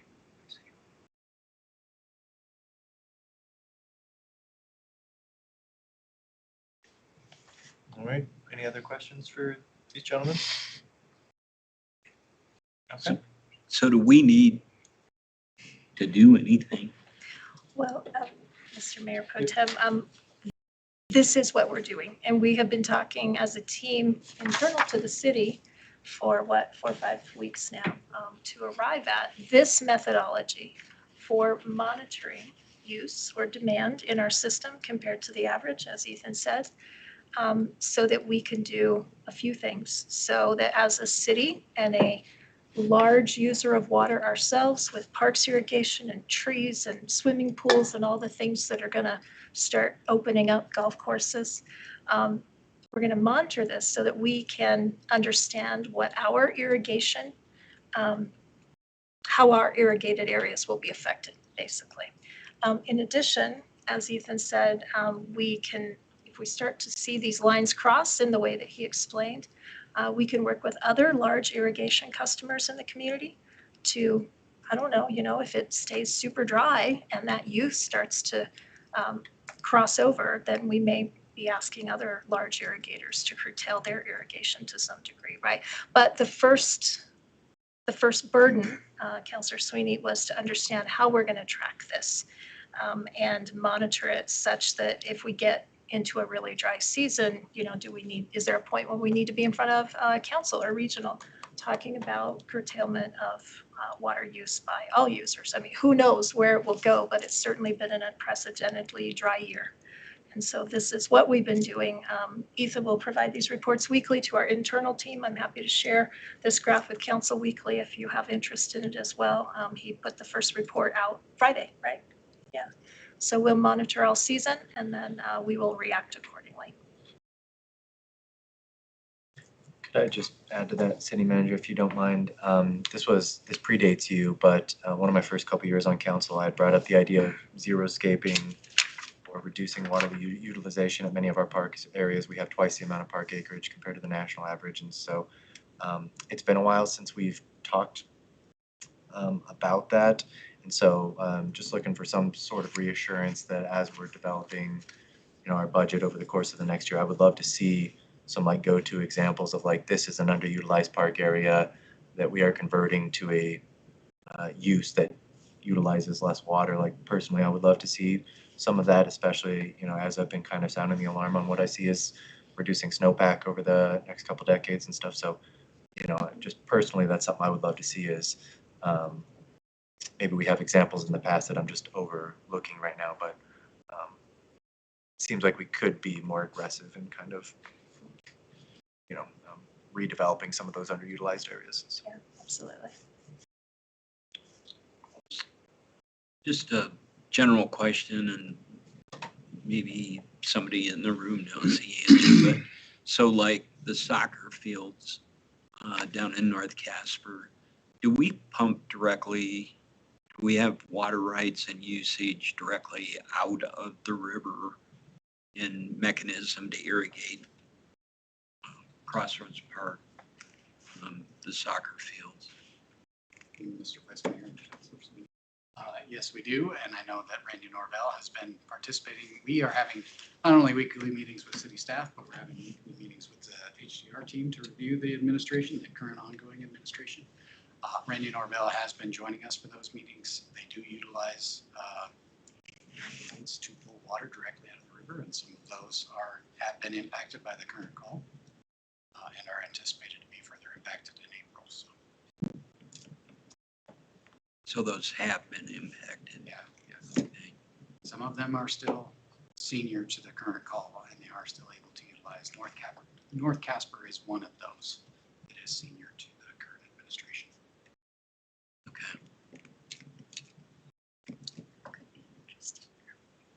Yeah, could I also add to that? I mean, that leads me into my next point as far as reducing water usage in areas that maybe are underutilized and don't need the kind of grass coverage and stuff we're used to, but also after we had started talking about that a couple times, we had, I don't remember how much money we allocated, but we were converting many of our manual watering systems to smart irrigation systems that would further help reduce water usage. And so I guess I would love an update kind of alongside, you know, are there still opportunities for us to convert manual systems to smart irrigation systems? If so, what does that delta look like? I personally would love to kind of get an update on that. I know we made some movement. I don't know how comprehensive we've been though. I remember it being pretty like it was over 100 water systems that were manually being turned on and off every day, which blew my mind. So when you're pumping out of the river and those water rights, that's not counted here. Mr. Vice Mayor, Councilor Sweeney, this is only the production from Central Wyoming Regional Water for distribution to all of the wholesale customers, including the city of Casper. Okay. So is that tracked? I mean, within your study, did that, or wasn't that part of the study? Mr. Vice Mayor, Councilor Sweeney, the Parks Department does track their pumping because they're required to report that to the state engineer. They send the water team their information every year, and we include it, and it goes to the state engineer, so they are tracking their usage. But was that part of this study? It was not. We did not look at raw water sources. We only looked at municipal use water. Okay. We did pull all of the records for anything held by the city of Casper, so they do have those rights available to them in PDF format, but we did not look at usage or anything in relation to raw water.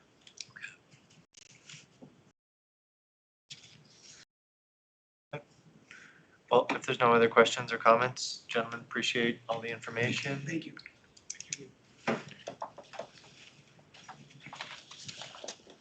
Okay. Moving on to agenda review, Ms. City Manager, do you have anything you'd like to highlight from our upcoming agendas? No, nothing special. Mayor and Council, I'll note you have 4 non-consent items, 2 of which are ordinance, 2 are items that, both of which I believe exceed that $50,000 threshold that you've established. And then everything else will be consent as we foresee April 7th at this time. Thank you. Anything from any of my colleagues you'd like to ask about upcoming agenda items?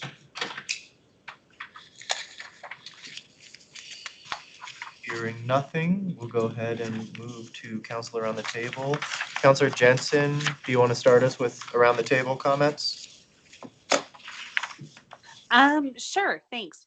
I really didn't have a whole lot happening this week. It was kind of a slow week, so I am good and I don't have anything. Thank you. Councilor Pollack, you want to start around the table? Sure. So I attended the LGBTQ advisory committee meeting on Friday. I think the most sort of relevant thing for you to know about that is that we are starting to do some work on a draft of bylaws. We don't have any bylaws that currently govern that committee, just sort of a set of loose, or, this is how many people we want on this committee. These are the officers that we'll have. And so we're just formalizing some of that. And then the next Casper Cares installment will be about Casper's MEI score, which you heard about not too long ago from the committee. Really just an effort to educate the community more about what the Municipal Equality Index score reflects, what it means, and where they can find our score and other scores for comparison. So that'll be the content of the next Casper Cares newsletter that comes out from that group. And I think it's really the only meeting I've been to since you all met last. So that's all. Thank you. Councillor Sweeney? So last Thursday, attended the Donnell's business after hours. That was nice. And then headed to a legislative recap over at the Senior Center. It was by the Natrona County Republican Women. That was very interesting. And there'll be another one in April. Can't remember the date.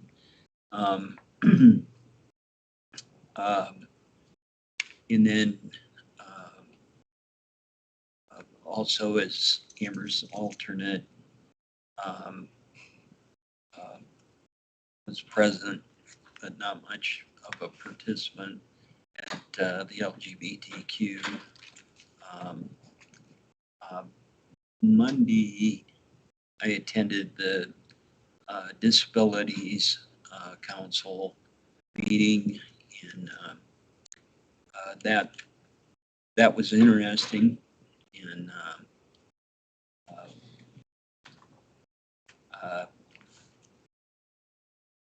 probably shouldn't comment much further. There were questions about our pools again and summer usage and elevators and usage for handicapped folks on slides, and so it's kind of interesting. Then last night was community learning series up at Casper College on property tax, and then visit Casper today. So,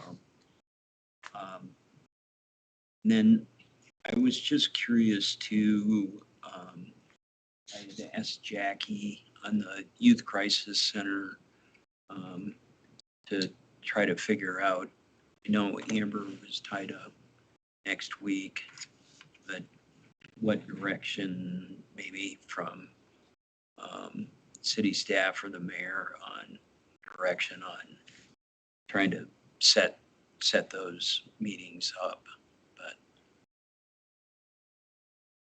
didn't have a chance to call Jackie today.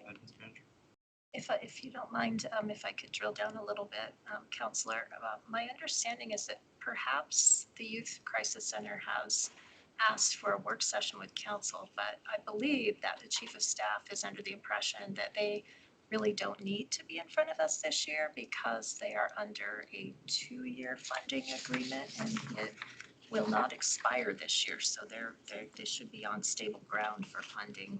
Is that comporting with what you think? No. Okay. Well, maybe we can talk after the meeting, but Floor says they do have a current active agreement for the upcoming fiscal year, through the end of the coming fiscal year, so. Yeah. Is that all, Councillor Sweeney? Yes. Okay, Councillor Bond? Thank you. I don't have much, just I attended the update at the Youth Crisis Center with Councillor Gamroth last week, so I imagine I don't know if that's different then or the same as. You're just what going you're word by asking. word, inviting. Yeah, Yeah. yeah, that's what I figured. So, okay. Councillor Haskins? I had a public health meeting on Thursday, so I missed Donnell's, and they didn't give me chocolate, no bummer. I'm sorry. Fine. It was good. Okay, now I'm a little mad. Chocolate-covered Oreos. There were grapes. There were grapes. Why? He didn't feed I me know at chocolate-covered all. strawberries. Wow. Just to break up I'm the gonna- balance. I'm gonna have a little chat with Anna. Anyways, 3:26, 4 p.m. is their open house. I also got to watch a hearing where I learned that under no circumstances are you allowed to tattoo people in your own home. Licensed, unlicensed, apprenticed, LMNOP. Who knew? Okay, probably people that get tattoos, but I didn't know, and now you know too. I also toured. Oil City. Did you? Yeah. Well, see, maybe they were at my hearing. Anyways, I also toured the YCC, but I'd seen it before. So aside from that, I drove by Stirrups. I still haven't gotten in the line because it's a line, but it looks like the center lane is working and nobody cussed at me from across the street. So. Yeah, I went by there too yesterday and the line was only halfway down the block at noon and they were using the center lane, so. Thank you for those updates. Macintosh? Councilor Bond and I went to the YCC and visited with them. They got a great team over there and you can tell they really care about the kids and it's got some great plans. It was kind of fun to go visit with them.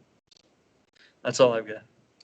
Perfect. Thank you, Macintosh. How many times did you go, Councilor? With you? Oh, I was. No. Haskett. Oh, I was gonna say. Bond. I said Bond. No, Haskett. Taking every I only opportunity. went once. Hey, man. Back It's a here, cool place. chocolate, That's the way here. no grapes, no strawberries, no chocolates. I ate some for you. If that helps. Such a giver. Thank you all. I had a Casper Housing Authority Board meeting last Wednesday. They're Miami National Apartments. They're getting really good feedback from tenants about improved safety and sense of community there.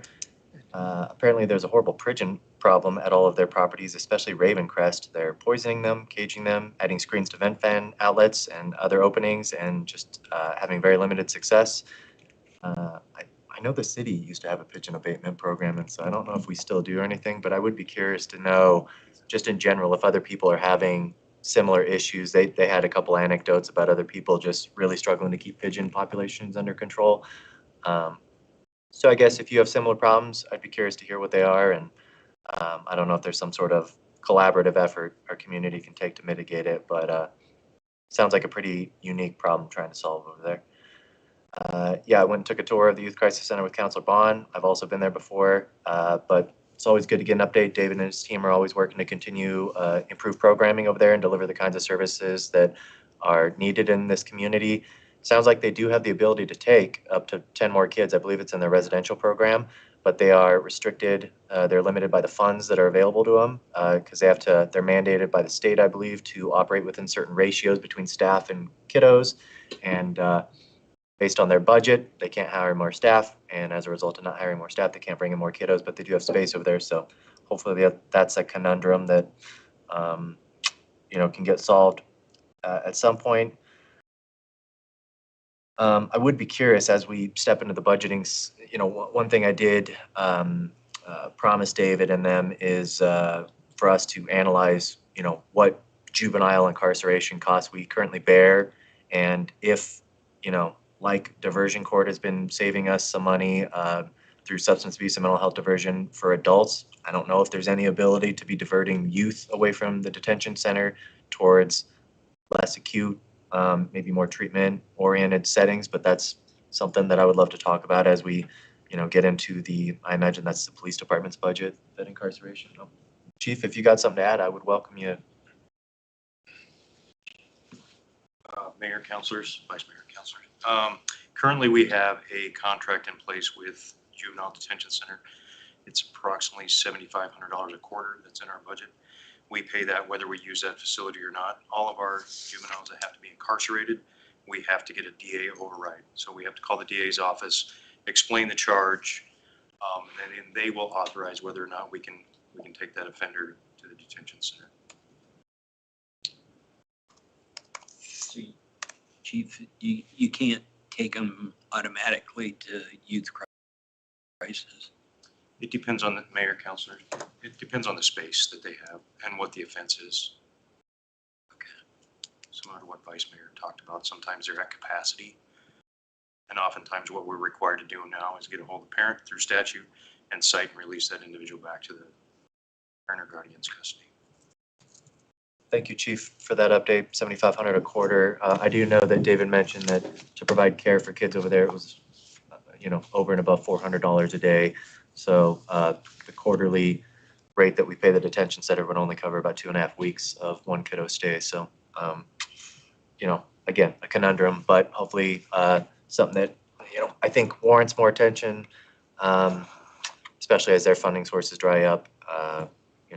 We might need to get creative about how we approach that situation.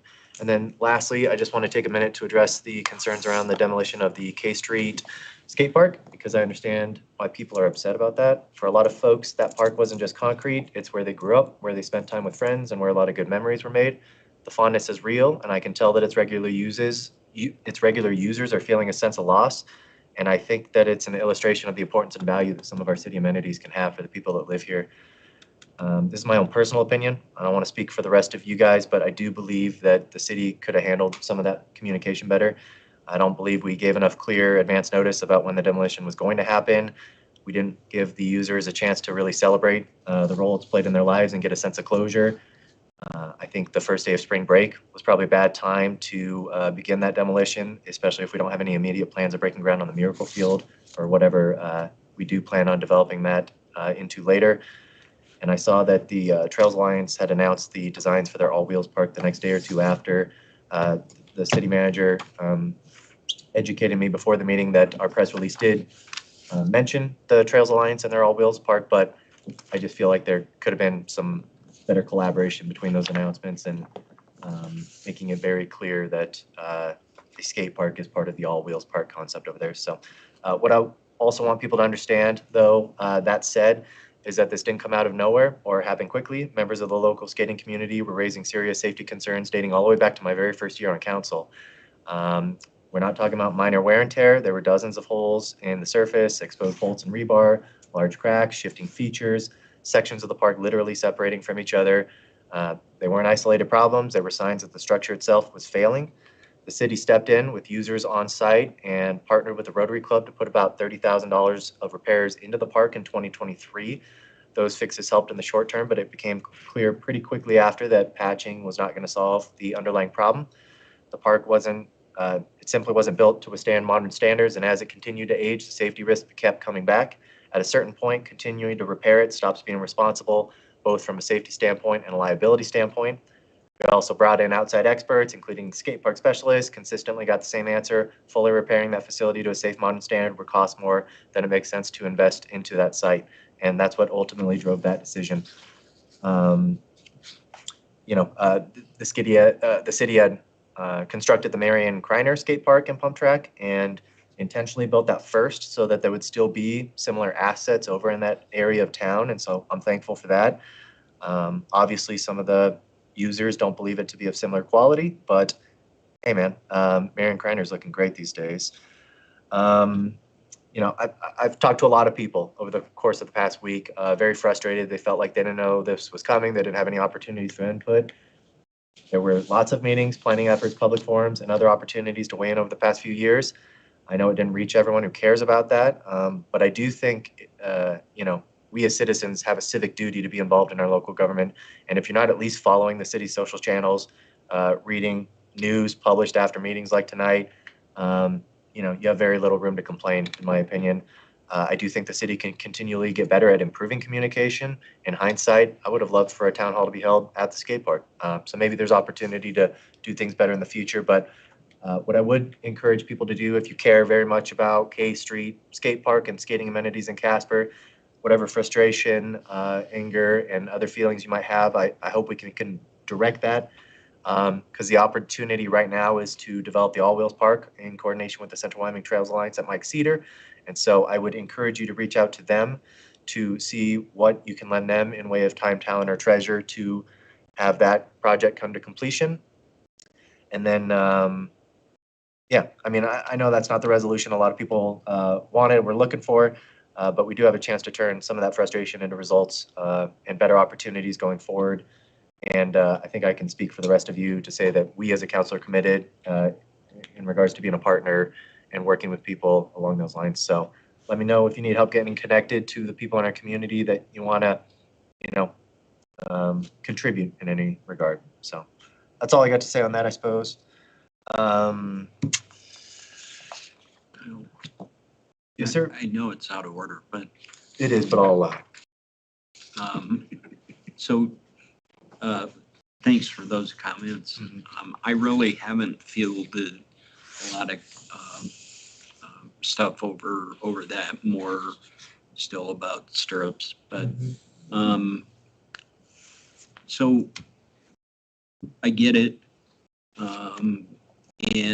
But is there no way, and I guess this is more for the city attorney, but could you leave, could we have left that with all of that in mind, post a bunch of hazardous waste signs up as far as liability, that, you know, this is your own peril if something happens?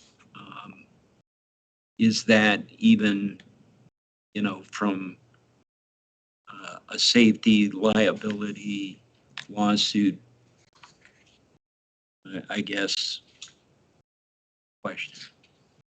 I mean, I'm happy to let you speak, Eric, but I do wonder if maybe there is an opportunity for like a future agenda item that is kind of a post-mortem. What, you know, what have we learned? What can we learn? What do we do better next time? You know, if that would be, if we want to formalize that sort of feedback into a more official process, I'm happy to do that. Otherwise, if you got some context you'd like to share that. Yeah, Vice Mayor, Councilor, just to the very narrow question as to the legal liability of just keeping it open and posting those signs, I would say no, I don't think that's a viable option from a risk management strategy. The default rule is that we're immune, and then the statute carves out areas where we can be sued, and one specific carve out is for the failure to maintain parks. And so if we have an improved park that we've do not maintain, I don't think you could put enough signs up there that would protect us if somebody got hurt. And so you know, there's a lot more to unpack around that, but I think from the strictly narrow legal issue, I would not recommend or advise that that be a path we take. Thank you. Though for all the community chatter online that I was following and saw, and I'm sure many of us saw, yeah, again, me personally, 2 phone calls, 2 emails. So again, to reiterate to the folks in the community, if you are passionate about something, you want to see it happen, griping in the Facebook comment threads does nothing. You have to engage with the folks that represent you and the groups that are working on these initiatives. And again, I'm happy to make those connections, but you got to pick up the phone, you got to draft the email, you got to show up to the meetings. So, all right. Well, if there's nothing else for this meeting tonight, go ahead, Councilor Bond. While we're on that topic, my impression is, maybe, I don't know if anyone here knows the answer, but my impression was the very method of engagement for the users was the skate park users group. So my impression is that group was the primary source of input in you know, repairs on the old park as far as the development of St. Mary and Kreiner and then the development for Mike Cedar. So is that accurate? The user group? Yeah, I believe we had 2 stakeholder group. I believe we had 2 specific skateboard user groups that we were soliciting feedback from. This was also the same time we were drafting our Parks and Rec master plan, of which we had multiple public forums and town halls related to that. And then Copper Mac, who used to run the nonprofit 307 Skate Park and Youth Center, she was having monthly, several meetings a month in regards to the work that her nonprofit was doing at that time. So yeah, I mean, a couple years ago, there was very, very many opportunities to give that feedback, to contribute. And I just think it's kind of a shame that a lot of the community wasn't activated until day before demo after decisions have been made. Again, misalignment of timing. Let's try to get better next time. We can do better next time. The All Wheels Park, the designs were just announced. They're going to need to be organizing people, raising funds, need support to carry out that vision. So if you're upset about K Street Park, again, I would encourage you to get a hold of Central Wyoming Trails Alliance, see what you can do to help develop the All Wheels Park. Kyle, is on the pump track that was just announced, I got asked today, is there a skate park as part of that? And I said, I don't think so. There absolutely is. Oh, there It's is. a nice one. I believe there's a bike skills park, a pump track, and a skate park. Oh. The city of Casper has a webpage where we are. If you Google City of Casper, Mike Cedar Park, there's a little tab. It's got a lot of that information, and then Central Wyoming Trails Alliance, they have a post they made over the weekend, has some pictures of the designs and stuff. So I would encourage people to go check it out. Very cool, very exciting project. And again, hopefully we can come together as a community and make it come to fruition. Our next council meeting will be a regular meeting next Tuesday, the 7th. Our pre-meeting will begin like always at 5:30 with a regular meeting starting at 6 p.m. I'm sorry? It's in 2 weeks. It's in 2 weeks. We have a fifth Yes. Tuesday. Got a fifth Tuesday Oh my next week. gosh, we get a week off. Look at Yes. that. Awesome. Well, yeah, come see us 2 weeks from now on the 7th. And I imagine we'll have some folks utilizing public comment to speak to us about that topic. So would welcome you and looking forward to talking to you at that time. Thanks everyone for being here this evening. And